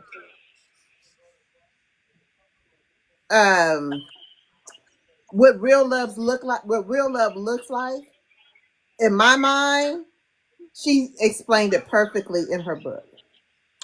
So I think when you're thinking romance, I would read Unmatched And if you've read The Last Letter, you'll love Unmatched. Mm-hmm.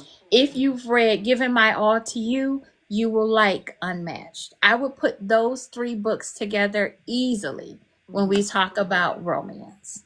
For me. Okay. Let's talk about The Whistler. Oh Lord. What did you think? What did you think? 5 Because stars. I have 5 stars. I have 10 out this of 5. version and I got this one. I need both covers because they need to go. I need another. I need to fix that. Yes, I so thoroughly love this story. Like, and I will sing it to the heavens.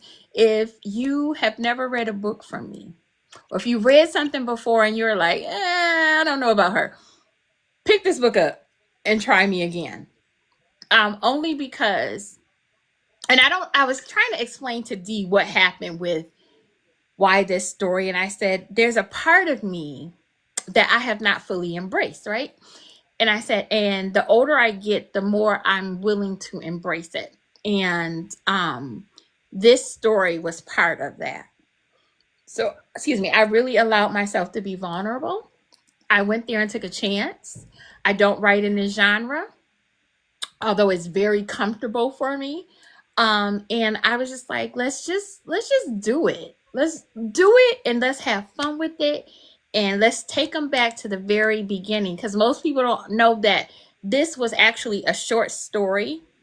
And in the 2025 Just Read anthology almanac series, I had the September story and I wrote about the Whistler. Which is why if you get to the end of the book, it's written in first person, because it's supposed to be like action packed, happening right now. I did not want it to be narrated. I wanted you to be immersed in it. But I needed to tell the journey to how he got where he ended up. And I just allowed myself to tell this story, and I love it. It's some of your best work. I think so. Best work. I think so. This is some of your best. Don't get me wrong. You're very skilled at what you do. Listen, I can tell a good story, but to tell the story like this, some of your I tell you this. Okay, so this is not the same as Eve's Bayou. This puts you in mind. It has the same feeling. If you've ever seen the movie Eve's Bayou, this gives you the same type of feeling that movie gave you if you watched it. When you said that, I did not make the connection at first. This is what I got. I didn't have a movie that I could equate this to. I just had a feeling, and it was every old movie that was set in that southern like spiritual kind of realm. And I watched a lot of them and a lot of documentaries trying to figure out even just the language. Like I'm taking you to 1890 and 1890, but how do I capture New Orleans? How do I make it sad? I was like, I totally get that. Oh, the feel of it is a service to me. She said, "Beloved meet sinners." Oh my God! Thank you. I had so much fun writing this book. He took me on a journey. I was like, is he sucking souls out? Well, Dee was like, how did that work? And I was like, it grew inside of her as he was doing what he does. Like it wrapped around. I was like, I don't know. He was like, how did you put that together? And I was like, I sat here and I watched it happen. Like I was just like, visualize if he's an incubus breed, right? What would that look like? watch, it has something dynamic has to happen for that type of submission to happen. Right. Like, it felt so good, it was so wrong, and he took it. How did he take it? What does it feel like? How did his the thing? Like, I was like, watch it, close your eyes and let's see it unfold. And that's what it did. Girl, I've never read a paranormal, nothing like this. Ever. Now, I've read some good paranormals, don't get me wrong. Mm-hmm. Nothing like this. Nothing. I felt like when you know how you read a book, you can feel it. I was like, Jesus, I was scared because me and my late night. I go to sleep because he gonna come get it. Well, the scare, because I don't like him. He doesn't whistle and like you can't hear the whistle. The scariest part to me was the book trailer itself. Because by the time he whistled, it was too late. They had already, he was already doing what he does. So the book trailer to me was the scariest part because it is so haunting. I mean, it's not scary. But it's not scary. It's gonna suck my soul out. I was like, listen, is that so bad though? Because no, it's not. I mean, so there's a fine line that he walks here because I wanted so badly to call this an erotica, but it's not because he really doesn't get joy from what he does. He's cursed because of, and this is what he does. Does he enjoy the hunt? Absolutely. Like any man does when he is fixated on something and he wants it. The hunt is where the excitement comes, but the act itself, it's almost torture to him. But he still has to live it. He has to live it out. Like he has to see it through.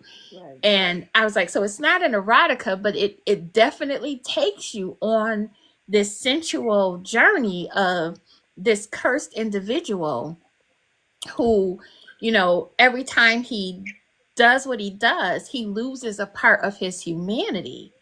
And he's torn between reclaiming his humanity and thirsting and longing for that high that he gets, this evil high that he gets, that he can't control when he has to feed. So, and then the storyline with all the women, I was just like, this was so, it was so complex. It was so telling. I literally put myself in the position of all these women that he encountered. It dawned on me after I read the book for the 4th time. So if you haven't read the book, this is like my spoiler alert for you. It dawned on me that his very first encounter could have been a Celeste. So if you follow me and you follow that, it's because you read the book. If you didn't, I don't want to give it away. But I feel like all of these women, yes, I feel like the very first one, this is my only spoiler alert, was a Celeste. At my 4th time reading the book, I was like, why was she so important? Why was he? Oh my goodness. Could it have been? It's the aha for me. It's an aha for me too, because I didn't think that. It only makes sense that she was, and that was the connection, and neither of them knew. Like, I was like, oh my God, girl, you cannot possibly be this deep. But when you go back and read that chapter, read it with that thought, because there was a connection, and he said he wanted to save her, and he didn't know why he didn't take her, and she was okay, and he was okay, both of them being vulnerable with each other. Like, you cannot tell me she was not a Celeste. I remember that. Like, and that did not dawn on me. Well, okay. But I was just like, oh my goodness. Another book. For there will not be So at the end of the Whistler, I gave you all something, right? There will not be another Whistler. The Whistler is a one and done. But what I realized I did was I created this world, right? Where we cross timelines. And I also gave you some things like even with that particular chapter with it's Elise, right? Mm-hmm. No, With Naomi. Elise. No, Okay. no, not who I left you with. Okay. I think it started in Elise's chapter. I'm pretty sure. Elise, I mentioned some other creatures, is what I'm alluding to. I mentioned some other creatures.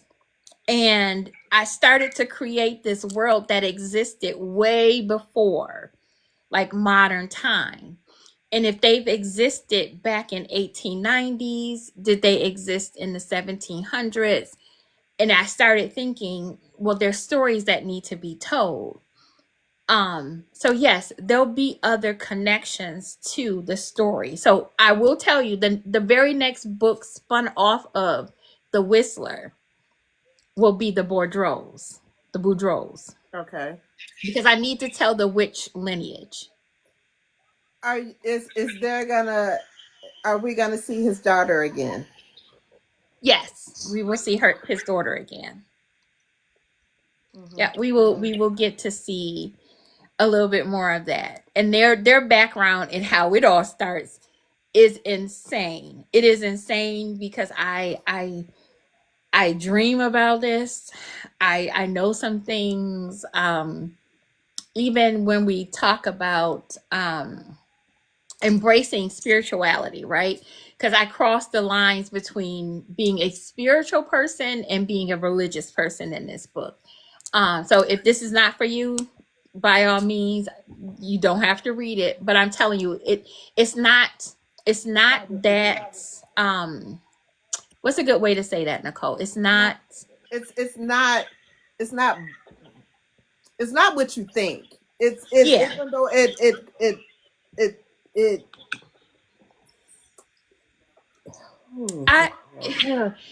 It's not I'm not here to challenge your own beliefs.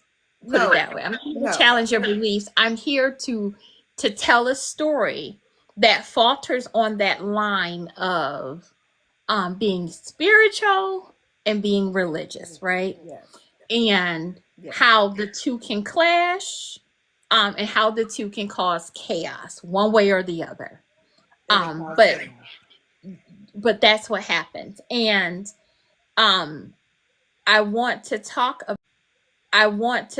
about your lineage of Celeste, or it didn't stop lineage of Celeste, or it didn't stop there.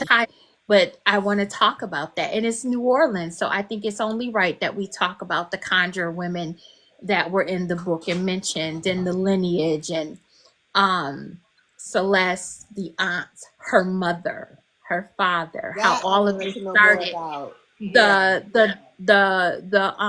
The dark lady by the lake, right? Or the river. I think it's important that we connect the dots there and we examine more closely our history with voodoo and hoodoo, right? Mm-hmm. And then bring it back forward, because even in the book there's a mention of, some of the variations of the reincarnated Celeste, being more drawn to a religious background and being ashamed of their history. I want to explore that a little bit more. So that's one book. Now, I also mentioned other creatures of the night.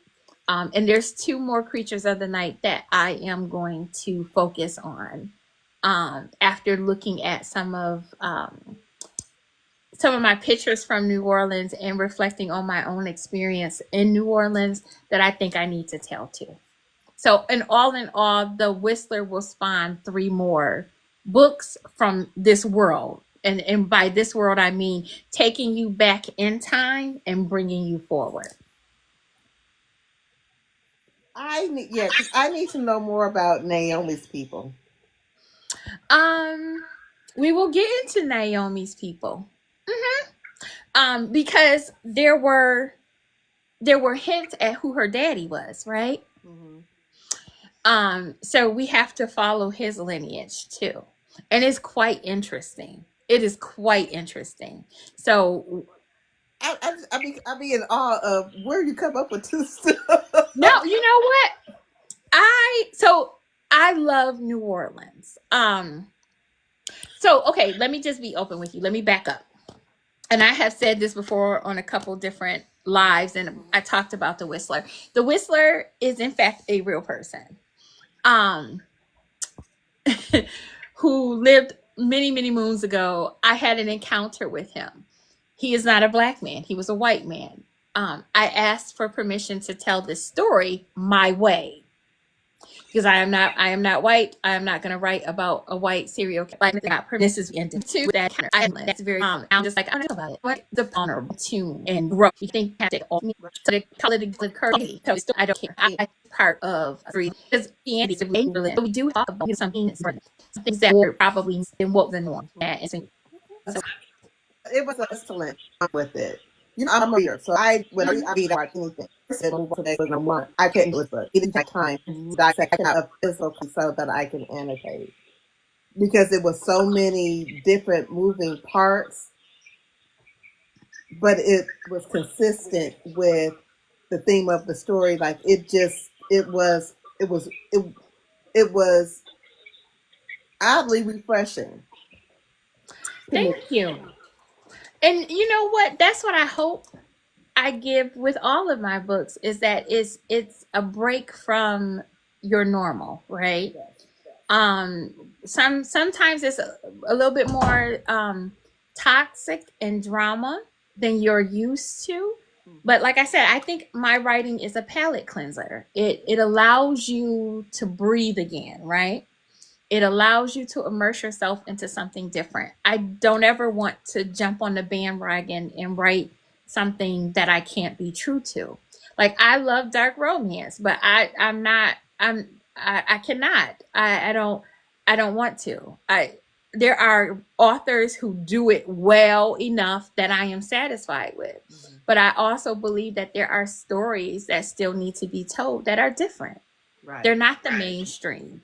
And The Whistler is one of them. And for me to successfully have written something about, and I stick to writing about New York, Buffalo, New York, and I stick to writing about the Kalamazoo, Michigan area because those are the places that I've lived the longest. Mm-hmm. I know them like I know the back of my hand and how to spell my last name.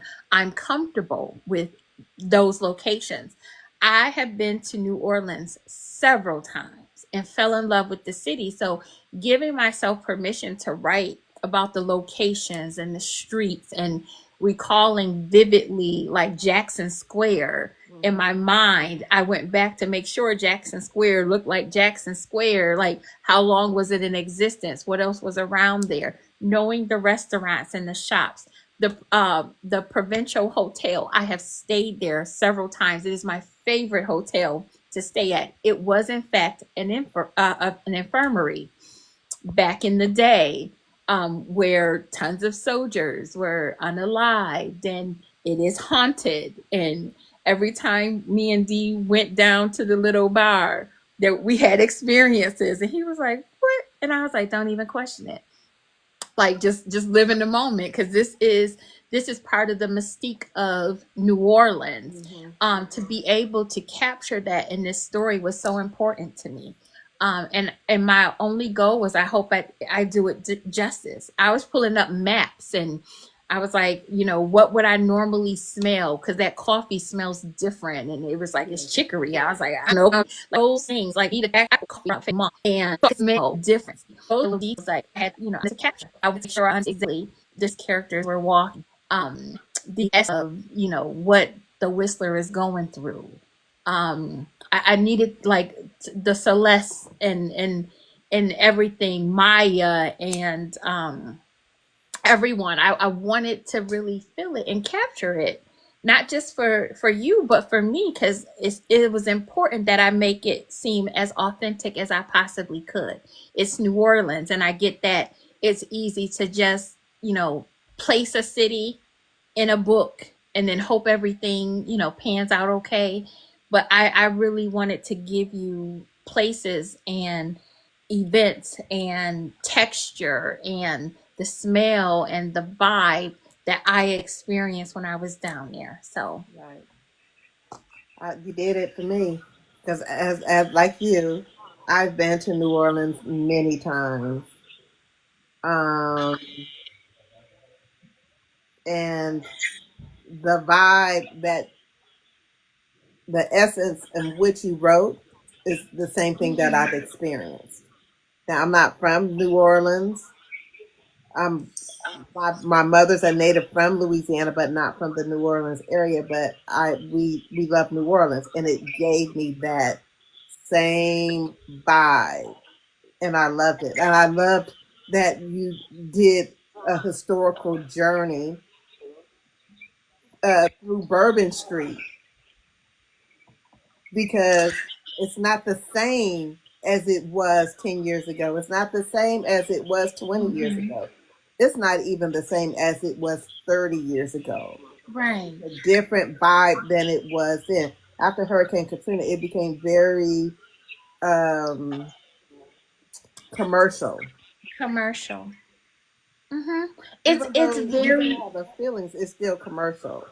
yeah, and I loved being able to break down the decades as he lived through them. It was important because he seen the change.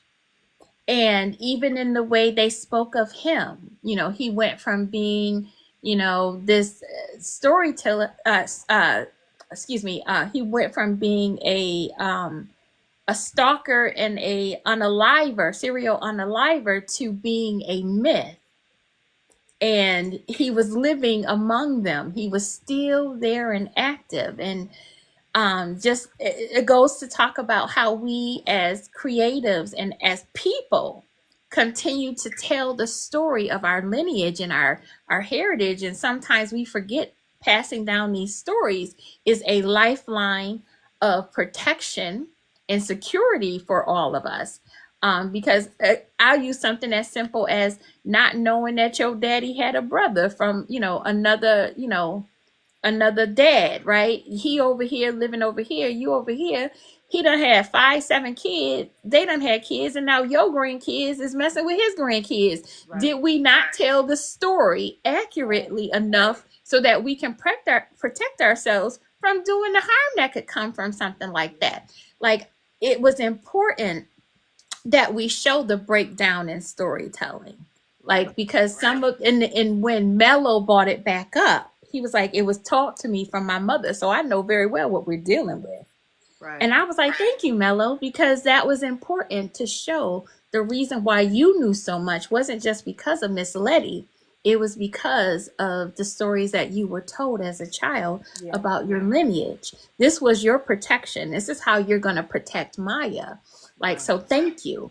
It was those little bits of detail that I needed to show. And to me, if I don't write nothing else and I stopped right here, I would be so proud of myself.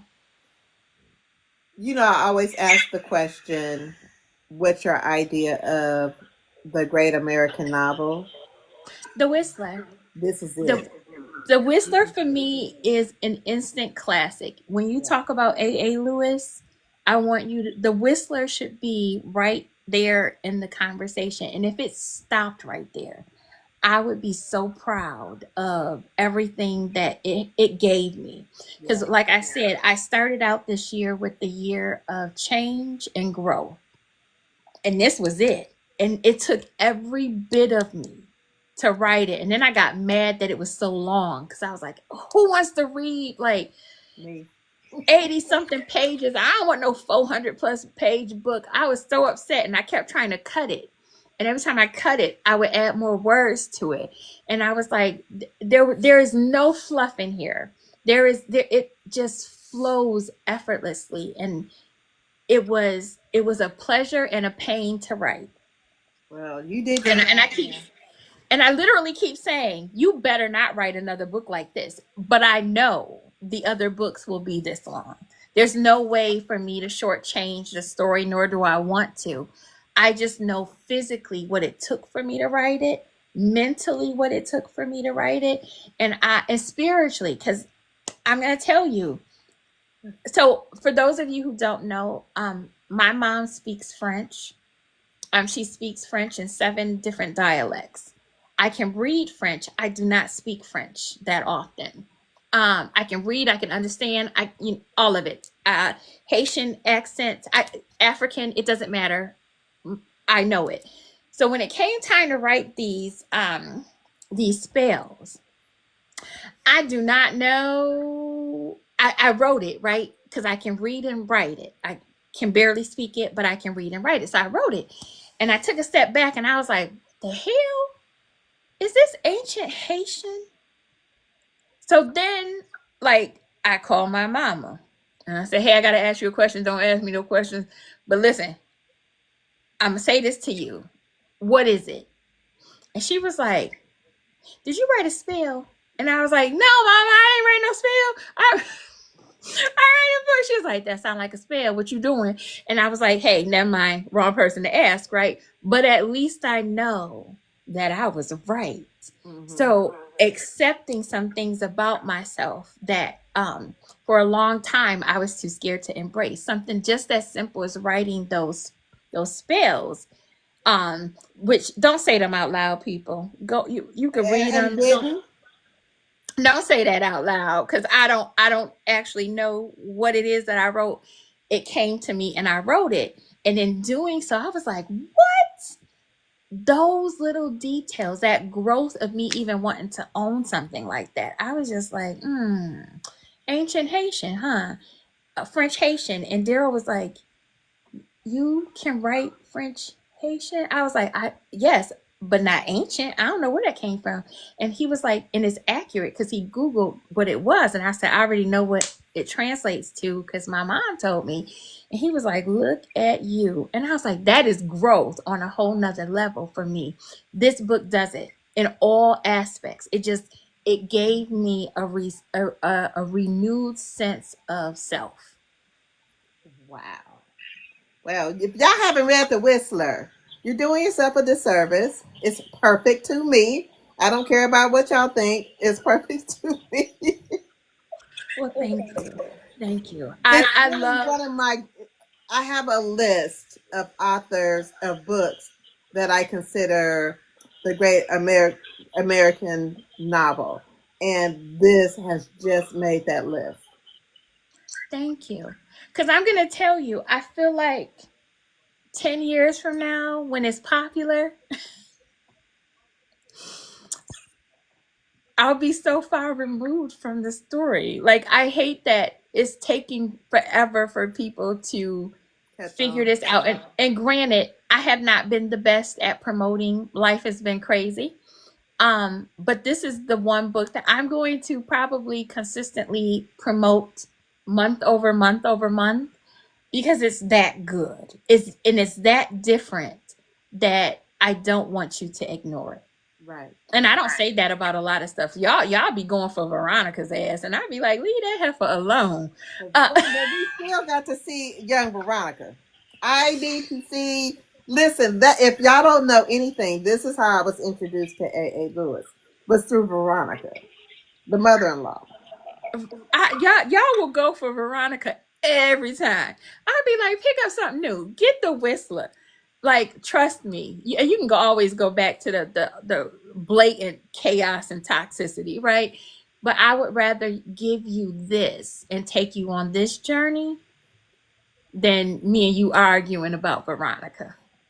I have a question outside before, because I don't want this to go before we end this live, this interview.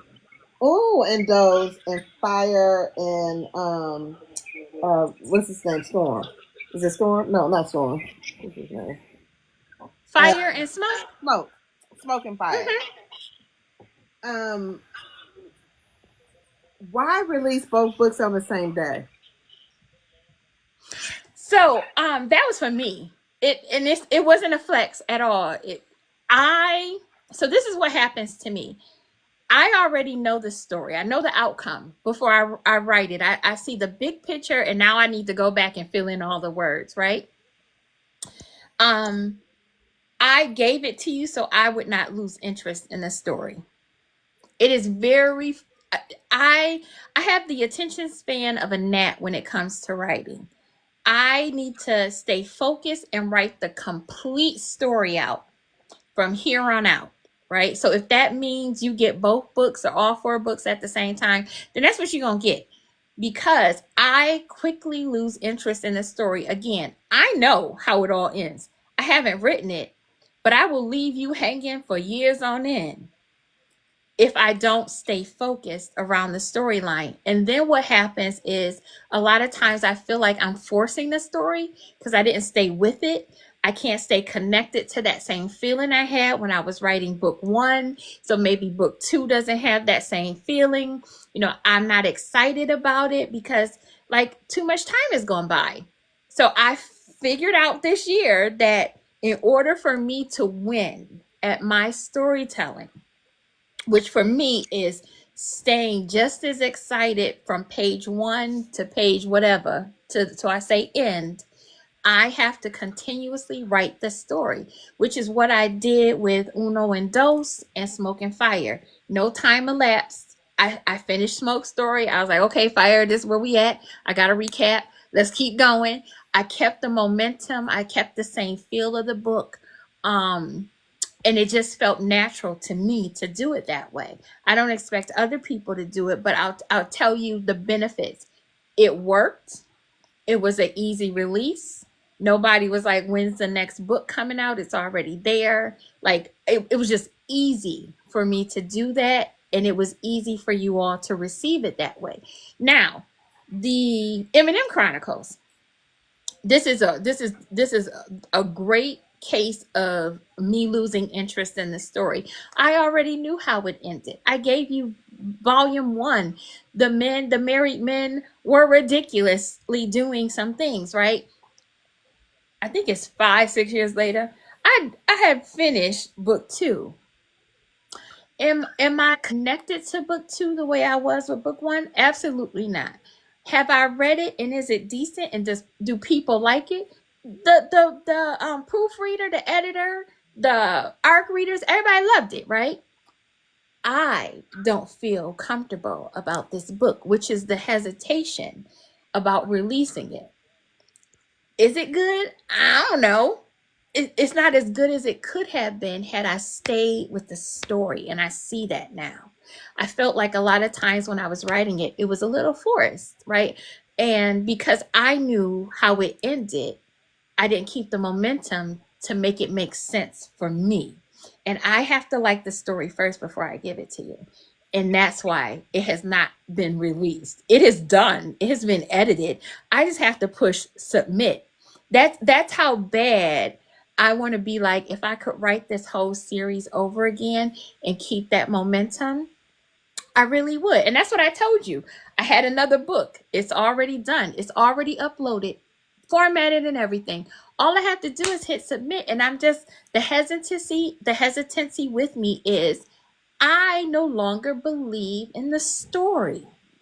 It's not believable to me. I'm happy that everybody else thinks it's great, but it's not believable to me. So I will wait on that. I will reread it again and make sure I'm going to reread the whole series again. Make sure it feels good to me before I release it. But did you accidentally start something? Because just like you accidentally started BRAE, did you accidentally start something for you? Because to me, you've made it okay to release all parts of a 6 months a day. It might not get for a year. But and you know what? The thing is, I created that for me. Now, if it works for you, then kudos to you too. I don't expect everybody else to jump on that. But like I said, the ease of dropping the completed series, priceless. Because a lot of the drama in the reading community is waiting for the next book. How about you just make them wait for the series, the collection, release it all at once, and the headache instantly goes away. The pressure is now gone. You have done what you needed to do and you can move on to something else. That for me works. It does. It keeps me connected to the story. I don't have to wait to release it. I won't get distracted. If I was doing something like that now with the way my life is set up, if I took a break from writing, which Dee now knows, if you are writing something, you cannot. You have to see it through. Right. Like we will figure out a way to make that happen because I lose interest in the story too quickly. And I just have to stay focused. And I'm okay with doing a double release. I'm okay with releasing 4 books at a time. Like because I stayed in that world with the characters long enough for everything to connect and for it all to make sense. I love it. Because to me, now you've given permission to do what you want to do. And I know that sometimes people be like, well, I haven't written book 2 yet, but book 2 doesn't feel like book 1. And sometimes it's evident and sometimes it's not. Mm-hmm. And sometimes if you're a reader who, when you're deeply immersed in a character, you can tell that things have changed in the mind of the author, even though it's a particular story. And it's weird because the characters will stay the same, but the feel of the story is missing something. And I truly believe it's because we've lost excitement about this story. And most creatives, they know how they want the story to end. And when you can stay in that world and finish it out from start to finish, then you feel accomplished. Having to take a break for whatever the reason is and go back to something and try to finish it. What if the characters are no longer speaking to you? That's writer's block. Right. What if you can't get over the hump and now you're forcing, situations and things to happen in a story that shouldn't be there? That wasn't your original intent. Now you're not true to the storyline. There's a lot of what ifs that can happen. And I just think it's okay to just write the story. Write it all out while you're feeling good about it, while it's fresh in your mind, while the characters are still speaking to you. Go ahead. Who says that you have to stop and take a break? Like I literally hit end and I was like, okay, next page. Keep going and don't stop, because that's the feeling that makes the story so great. Okay. I love that. I love that advice. Something that I will keep in the back of my mind, that it's okay. It's okay. We're gonna wrap this up because I know you need to get on with your day, and everybody else needs to get on with their day. So we're gonna wrap it up with my favorite questions. What advice? No. What do you know now that you didn't know when you first started? Well,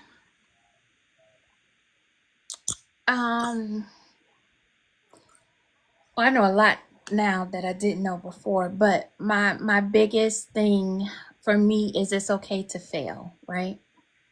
It's okay to fail. It's okay. And what I mean by fail, it's okay not to be somebody's favorite author. It's okay to have a bad review. It's okay to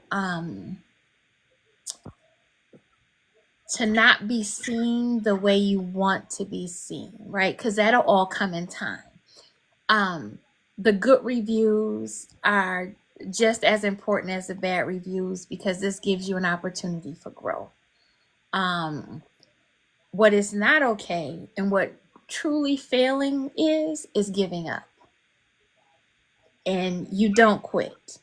No matter how tough this gets, you can take a break, you can rebrand, you can reimagine how you want to tell the stories that you're going to write. You can try different things for different outcomes, right? But you're not allowed to quit. And that to me is the true definition of failing.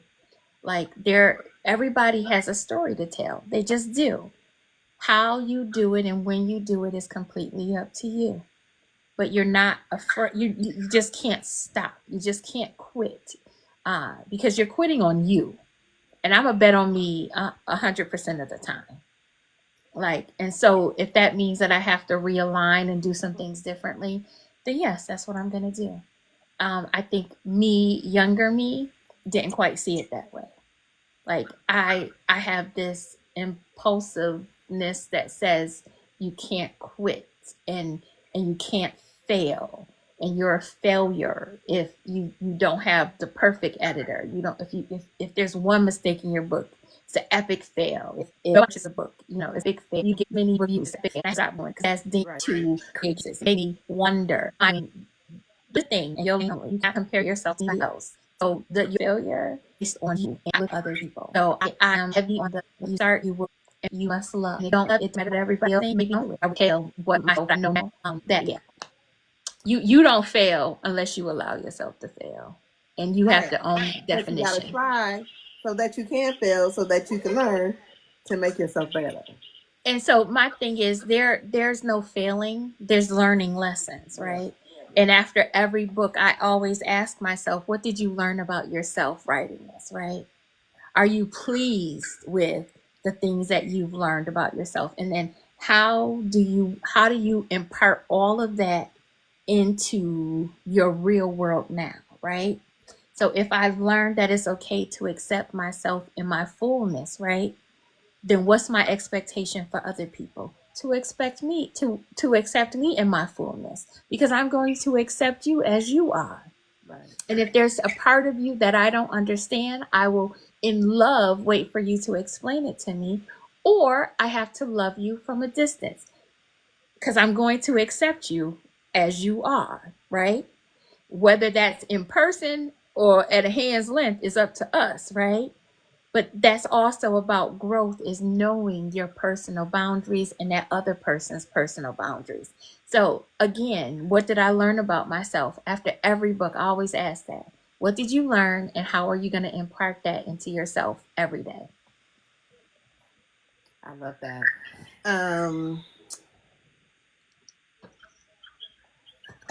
If you could invite 5 authors, dead or alive, to dinner, who would they be? Or writers? Well, I'm gonna invite the whole family, but I know I can only do 5. So this is okay. This has been killing me because I have been at several events with Jacquel.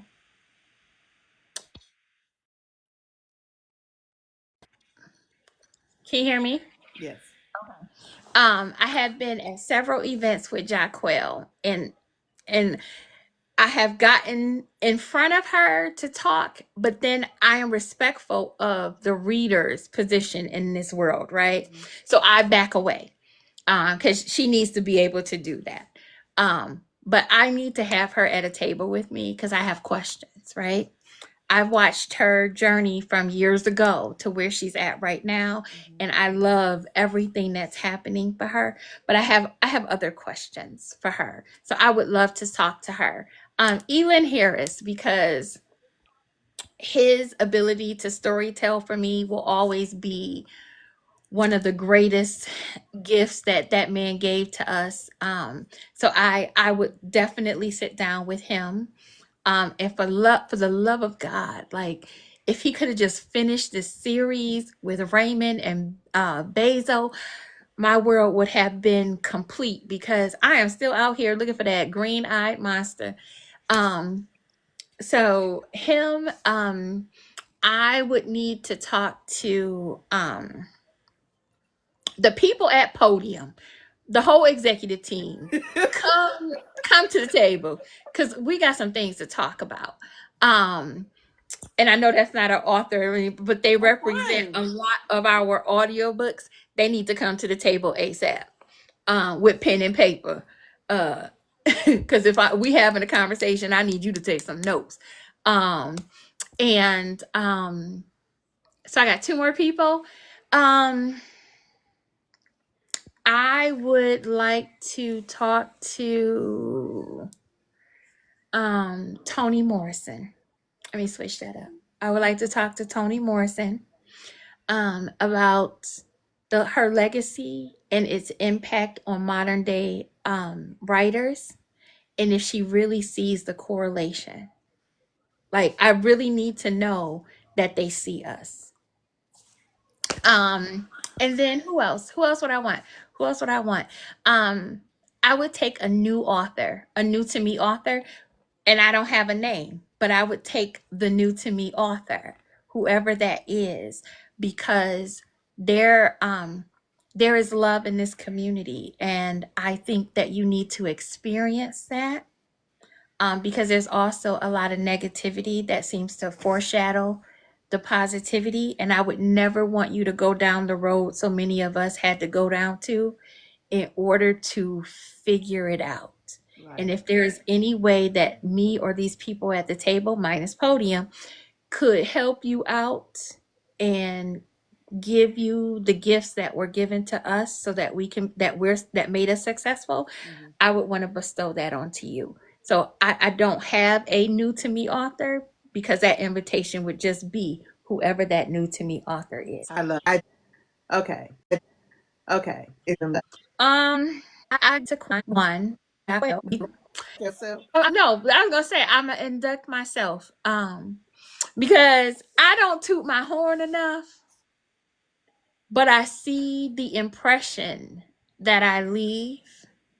And just in Chicago, this reader came up to me and she said, I need you to know something. She's like, I'm gonna need you to toot your horn a little bit more than what you do.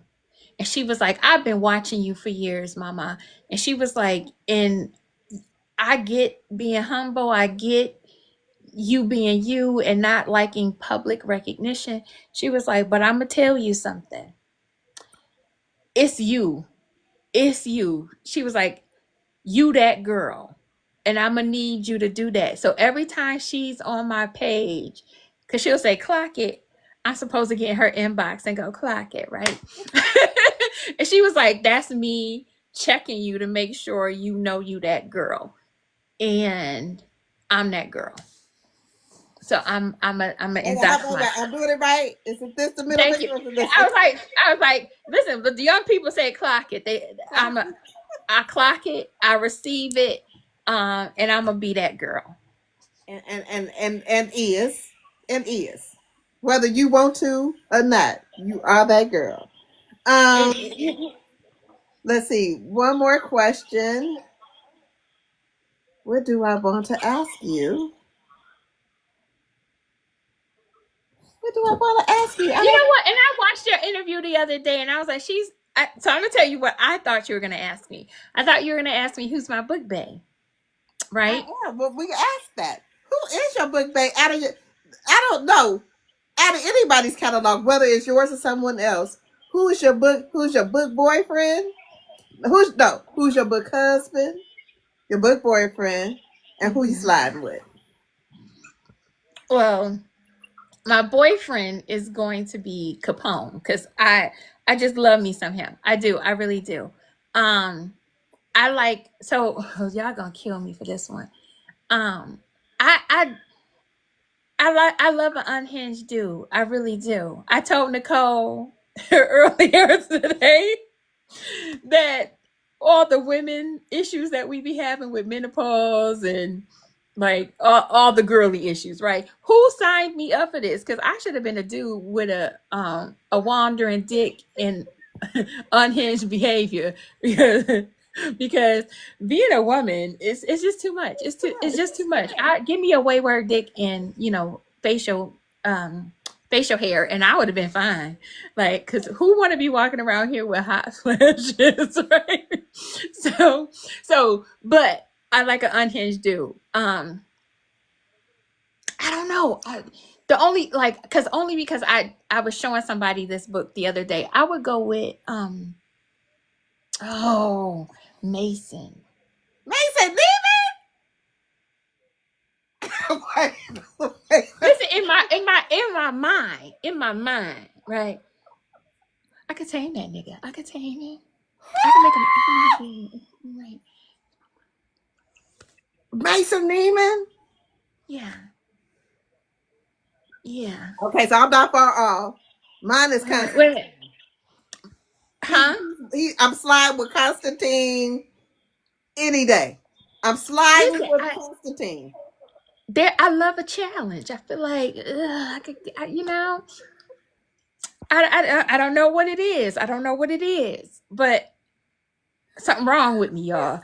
But why y'all enjoying his souls and shit? Something wrong with me, y'all. Something. I think about that man sometimes. So no, that's who I'm fighting with. So who's the husband? My husband. So this is this. Sorry, D. No, this one don't make sense when I say it. So because I had to fess up. I finally had to fess up to this. So I wrote the 716, which was my street romance. In the street. And everybody used to always be like, I know this is you and Daryl's story. And I would be like, it's not our story. It's not our story. I modeled the main character Q so much after D that he will forever be my husband. So when this book actually comes back out and gets re-released next year, you'll understand why. Like, me and Q go together real bad. In fact, like Daryl's other name, like, because we had street names. So I was Strawberry and he was Quisha's. So it only made sense that he was Q in the book. And he was like, you really did. That's me. You cannot tell me you did not model this dude really after me. And I'd be like, no, I didn't. Why would I do that? And he was like, I know that this is me. And I was like, so in truth, Q will always be my husband. Aww. Mm-hmm. I love that. I love that. Perfect way to end this, because guess what? What? You got my heart. Oh, well, listen. Thank you. No, listen. No. Because if I got to get teary-eyed up, you got to get teary-eyed up. So there have been a couple constants in my life last 30 days. You checking up on me. You sending me love. Storm, there's been a whole handful of you who have constantly been checking up. My nieces, my reading nieces, everybody been in the inbox checking in on me and doing stuff. When I tell you that you are truly a sister sent from God to me, like, even me calling you today just saying, hey, do I gotta get dressed up? Because I changed my moo for you. You listen, but I can't give you what I'm normally willing to give unless you really want that. You're like, girl, come as you are. Thank you. Because only a sister would say that to me. Only a sister would allow me to just be me today. And I needed to see, and I tell you this all the time, I need to hear your voice. I need to hear your voice and I need to see you. And if I scroll on this FYP and I don't see you in the chat room, like, I'd be like, where are you at? And I do that for a couple other people because I'd be like, your voice calms my soul. And that is a rarity. Your corny jokes make me laugh. I need all of that sometimes to get through what I'm going through right now. And don't you ever stop, because I love that. I love you. I love all my sisters and brothers that have been in here. When Coco, I love all of it. If I scroll through and I pop in and I say, hey, fam, I mean that shit, because y'all family. If you inbox me and you say, hey, auntie, and I be like, hey, niece, hey, nephew, I mean that shit. Don't y'all ever stop. This is why I belong to this community. Like, Storm checking in on me and she'll be like, how your mental? I'll be like, it's fucked up. What the fuck you think? Like, I'd be like, Storm. I have cried in the car with Storm. And she did not say not a one word. And I was just like, hey. I was like, okay, it's all out. I'm done. And I went back to being constipated. And I know she'd be like, bitch, you is crazy. Like, how you turn it off like that? It's those moments that really solidify the connections that I've had. And in my mind, y'all been family from day one, but to actually see how you've come together to support me, like I can't do without you, Nicole. I can't. So when you talk about how important your role is in the community, it's everything. Everything. And even if I'm in the elevator going up to the oncology floor, and I was just like, oh, Nicole said a joke. That remind me of this. And there's nobody in the elevator with me. And I bust out laughing. You all have been there with me. Coco has been there with me. Like Shannon, I can recall every little silly thing or something that you said to me, whether on a live and I was just tuning in or we were talking, that has really gotten me through all of this. So thank you. Because I need that. We all need so hard not to cry. I'm trying to be a thug right now. Listen. My thug card has been revoked for the next couple months. Right now, what you get is emotional auntie, and I mean the emotional auntie who be like, anybody like banana bread? Cause I got banana bread. I have never and I cook all the time, but now I cook with intention because I'm like, everybody will be here. I gotta feed these boys. Like, and to wander, and I'm just like, well, it's charted very well. So thank you. I love that for y'all. I love that you allow me to see these journeys. Today is a beautiful day. Every time I talk to you, I just have to get comfortable because you always, whether you know it or not, you always drop some gems along the way, all the time. Really? And I'm trying to be a sponge because not everybody is that kind. Not everybody is that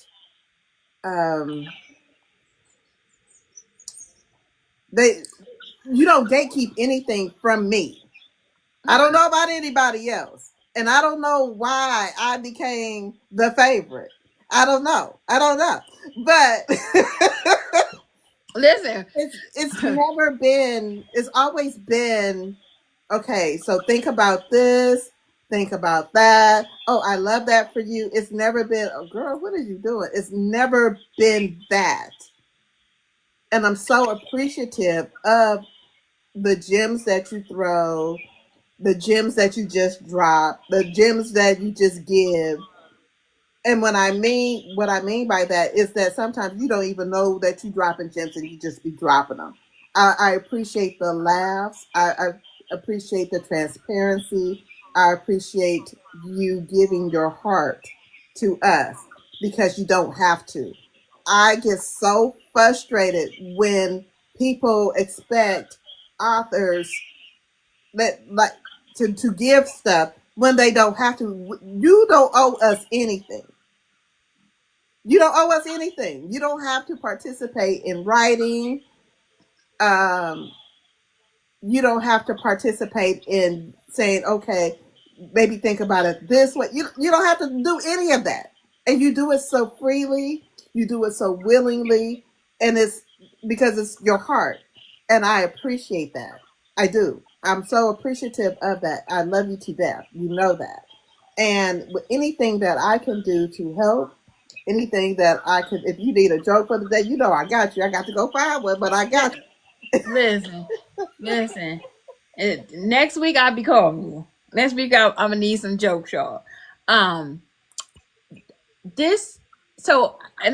said this before. I'm at that age, right, where family means everything, but I also understand that family does not always mean blood ties, right? I'm related to them folks, right? Yeah. But my family is who I choose, right? I can pick and choose my aunts, my cousins, my sisters, my brothers, nieces and nephews. I can choose those. And I choose you. Like I choose. And to me, when somebody chooses me, like when you choose to pick up my books, when you choose to tune into this live, you choose to participate in BRAE, you are telling me that like I am worthy, right? That is the best feeling. That like that's sometimes better than blood, right? I am worthy. And so many times we forget that we are. And I am worthy of all of you loving and choosing me, and me loving and choosing you. Like I am. You are. Like I could not have wanted to spend my Sunday with anybody else than be here with you. I was looking forward to it. Amongst all the chaos and emails and doctor shit and prescriptions, and I was just like, nah, I'm going to see my family today. Because you want to know why? Because I'm worthy of them and they are worthy of me. And that is the tie that's always going to bind us. And with that, you get no hesitancy about me giving to you. Like, it's when we start taking each other for granted. And I hate that some authors feel that way. But I also feel like I don't open myself up for that either.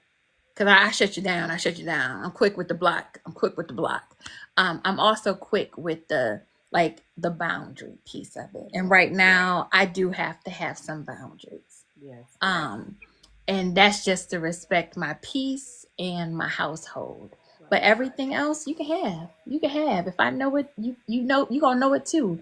If I think I have something that enhances or makes sense for you and your journey that you're on, take it. Shit, I wish somebody had told me some of this stuff 25 years ago. But we're here now. And because I have all these family members and all the love. And listen, Sister Harlem, I'd be like, where is Sister Harlem at? And then I see you in the chat and I'd be like, okay, all right, what I miss. There's some of you just don't know the impression that you leave on my heart. And I just thank you. I thank you all. I think D thanks you. Because he knows that you guys have been keeping me afloat. And I can get through anything as long as I have your support and his love. So I appreciate you all. And yes, sister girl, thank you for letting me just be me today. I appreciate you. You're welcome. And tell D we love him. We're still praying for him to get better because we need him back out there narrating books and giving jokes and having his own moment by himself. I have never been at the hospital. Like, this man can make friends and frenemies wherever he goes. He has made frenemies with the lunch or the food coordinator, right? So I call down on his phone in his room, and she would be like, "Is this Mr. Lewis's room?" And I was like, "Oh, why you say it like that?" Because I think her name is Angela. No, it's Keisha. So I was like, Keisha, what did he do the other day when she called? She was like, girl, he gave me a hard time. And I said, oh, that's going to stop today. She was like, well, thank you, Miss Lewis. But then by the end of his stay, it was, what do you want? He want 2 pizzas. He can't have 2 pizzas. He can have pizza. He can get some corn, some asparagus. Like, she was like, he had 2 pizzas. He want a quesadilla too. I was like, we are not getting the hookup on food service from the hospital. Like, he had the hookup. It got to the point that they wouldn't even wait for us to call down. They would be like, what do you want for breakfast? Because they just put out some fresh bacon. He want that? Why? And then when they would come to deliver, the guys, the service people, they would be like, what's up, D? Man, I don't want to see you back in here, but I'm happy that you're here because I was just telling the crew, you know who we missed? And I was like, Why? Well, and they Because dapping he's each other up. authentically being himself.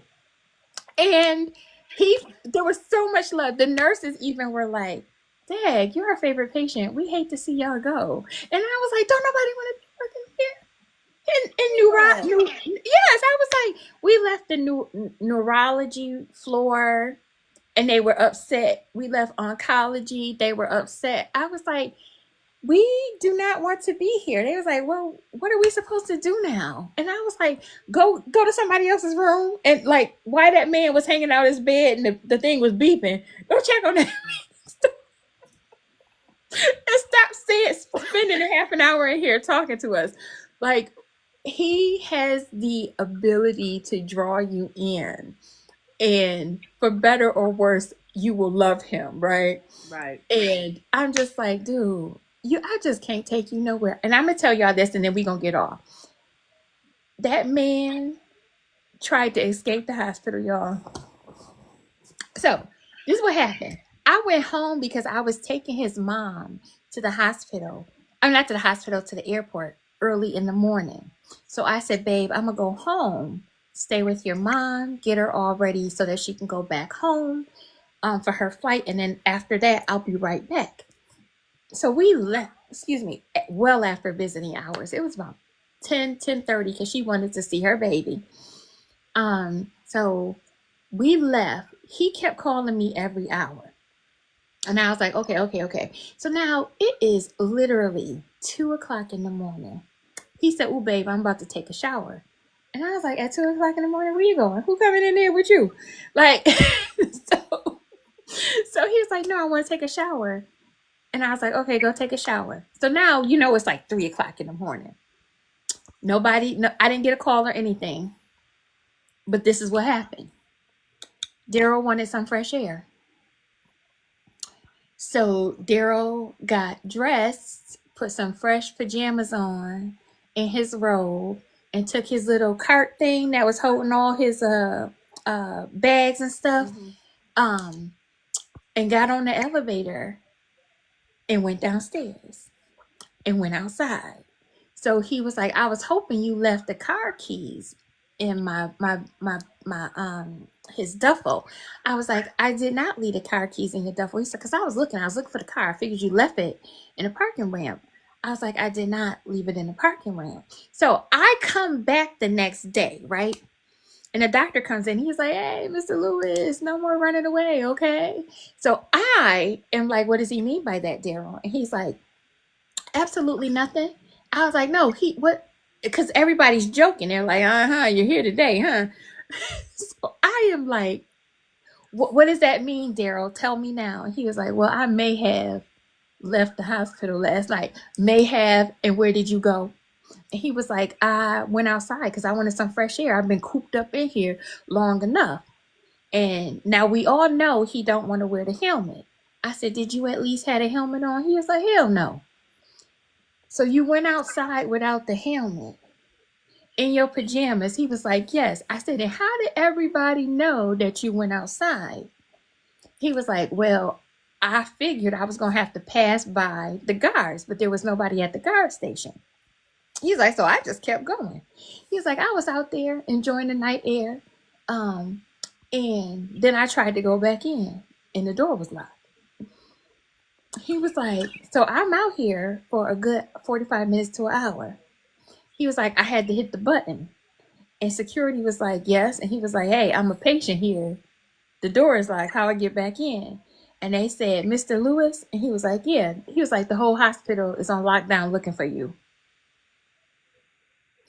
And then they buzzed him in. So the whole hospital knew that Daryl was outside and had escaped. And they let him back in. And then he went back up to the floor. And they were like, we're not going to tell your wife this. He was like, please don't tell my wife. But the morning doctor didn't know. So he started. And that's how I found out that he left the hospital. And if I had left them keys in that car, in that parking lot, he would have surely found it. And he would have brought his ass home. The way I was just like, you know what? I can't even be mad at you.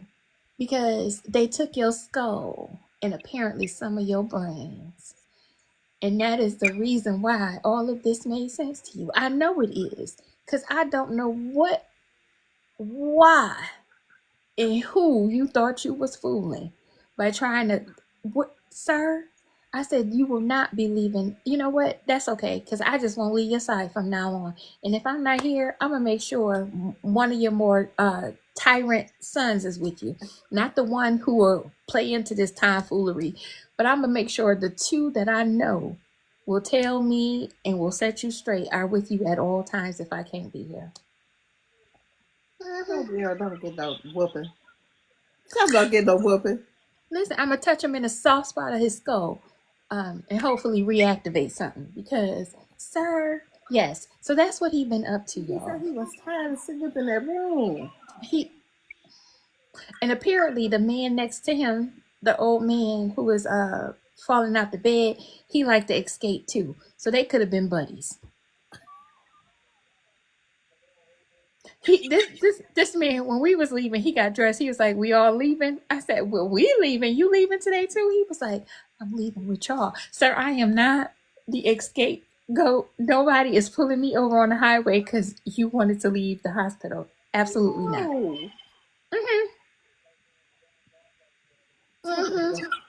Sir, rest your nerves.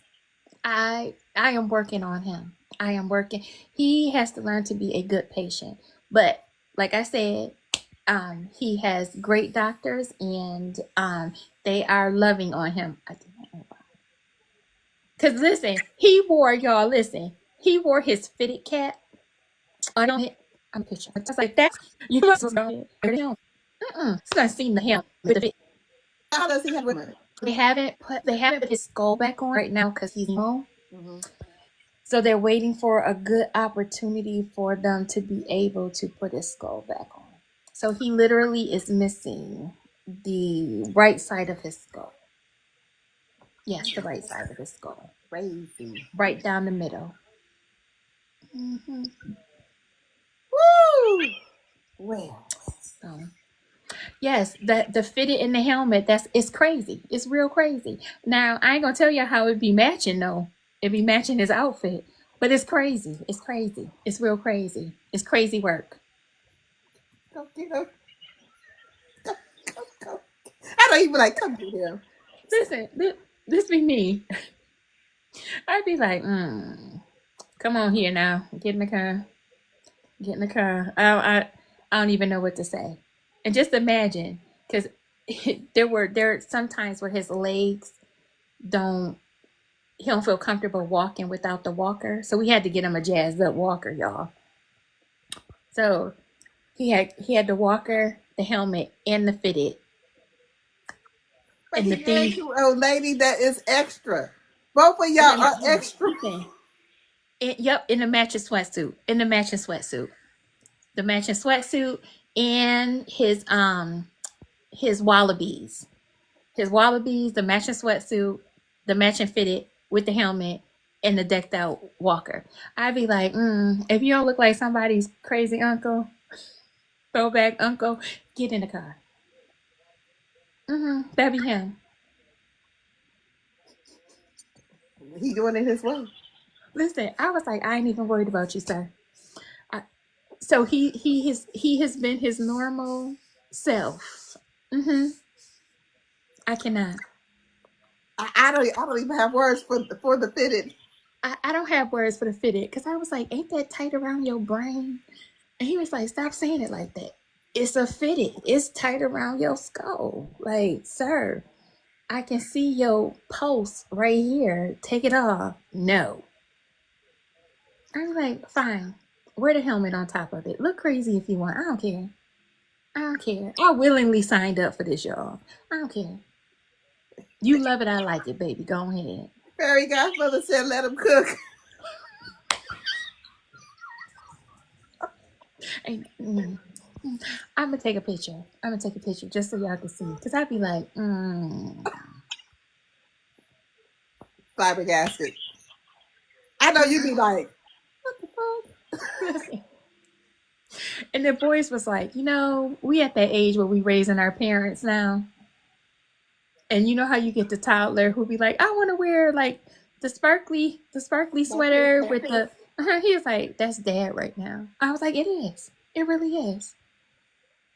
Not when he and GQ don't say nothing, Shabelle.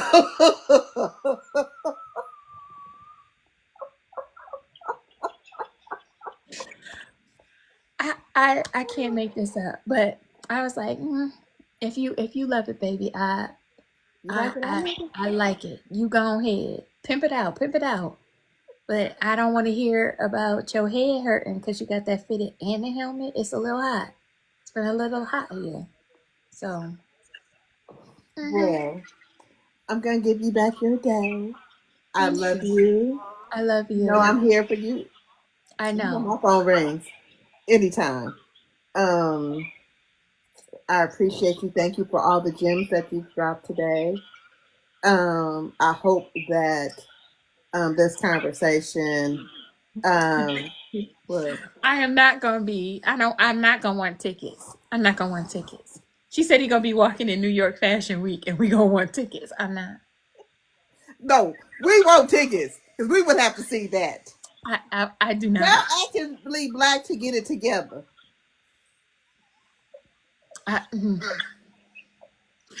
Wait till y'all see. Wait till y'all see the fitted with that helmet on. It's a. But he think that makes sense. He covering all the stones. This way he don't get yelled at. Cause I'm like, where the helmet? And he'd be like, I'm rocking my fitted. And I'd be like, where the helmet? So he just put the helmet on top.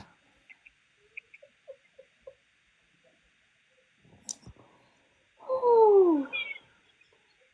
I'm like, it works. I don't care. I don't care. Everybody else is thinking it, but they're not saying it. But she said, right, the compromise. It is the compromise for me. I'm like, all right. What do they say when he get to where he going? He got to fit it on. No, you know what? A few people, you know, like if you Black and you know what a fitted is, right? Like we're walking through the hospital and they be like, yo, like, I don't know if the yo is like a yo, that's tight, or yo, that's crazy. To me, it's crazy. I'd be like, but then there's some people who be like, that's real fashion forward.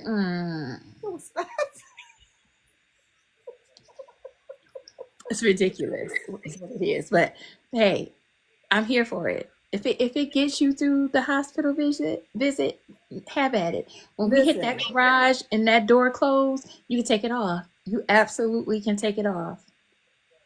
That is crazy. That is crazy. But I love it. But at least he's cognizant of that helmet got to go off. The fit is kind of a little wild.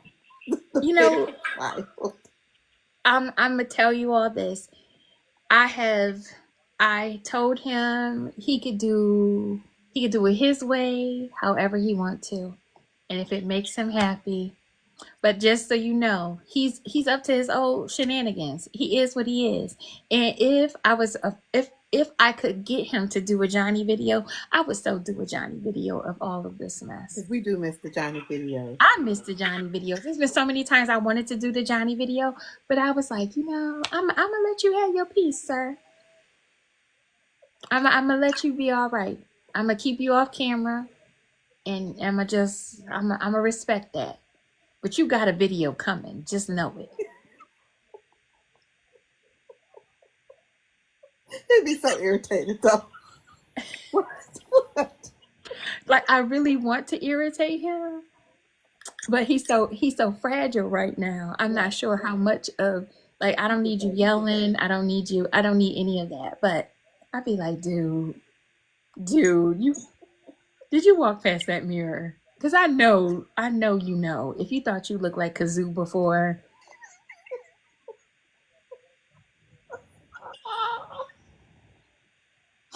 I'm like, oh, not Kazoo. I'm hollering. He was like, because he went around for the whole day talking about, I'm a zap you with my space modular. I was like, well, do whatever you want. Every time I said no to him, he would be like, and I'd be like, oh, yeah. It's wrong. I don't care. Oh, You will particular we start mentioning Kazoo in my right. mind. Listen, I told him to play that game. I speak Klingon to you.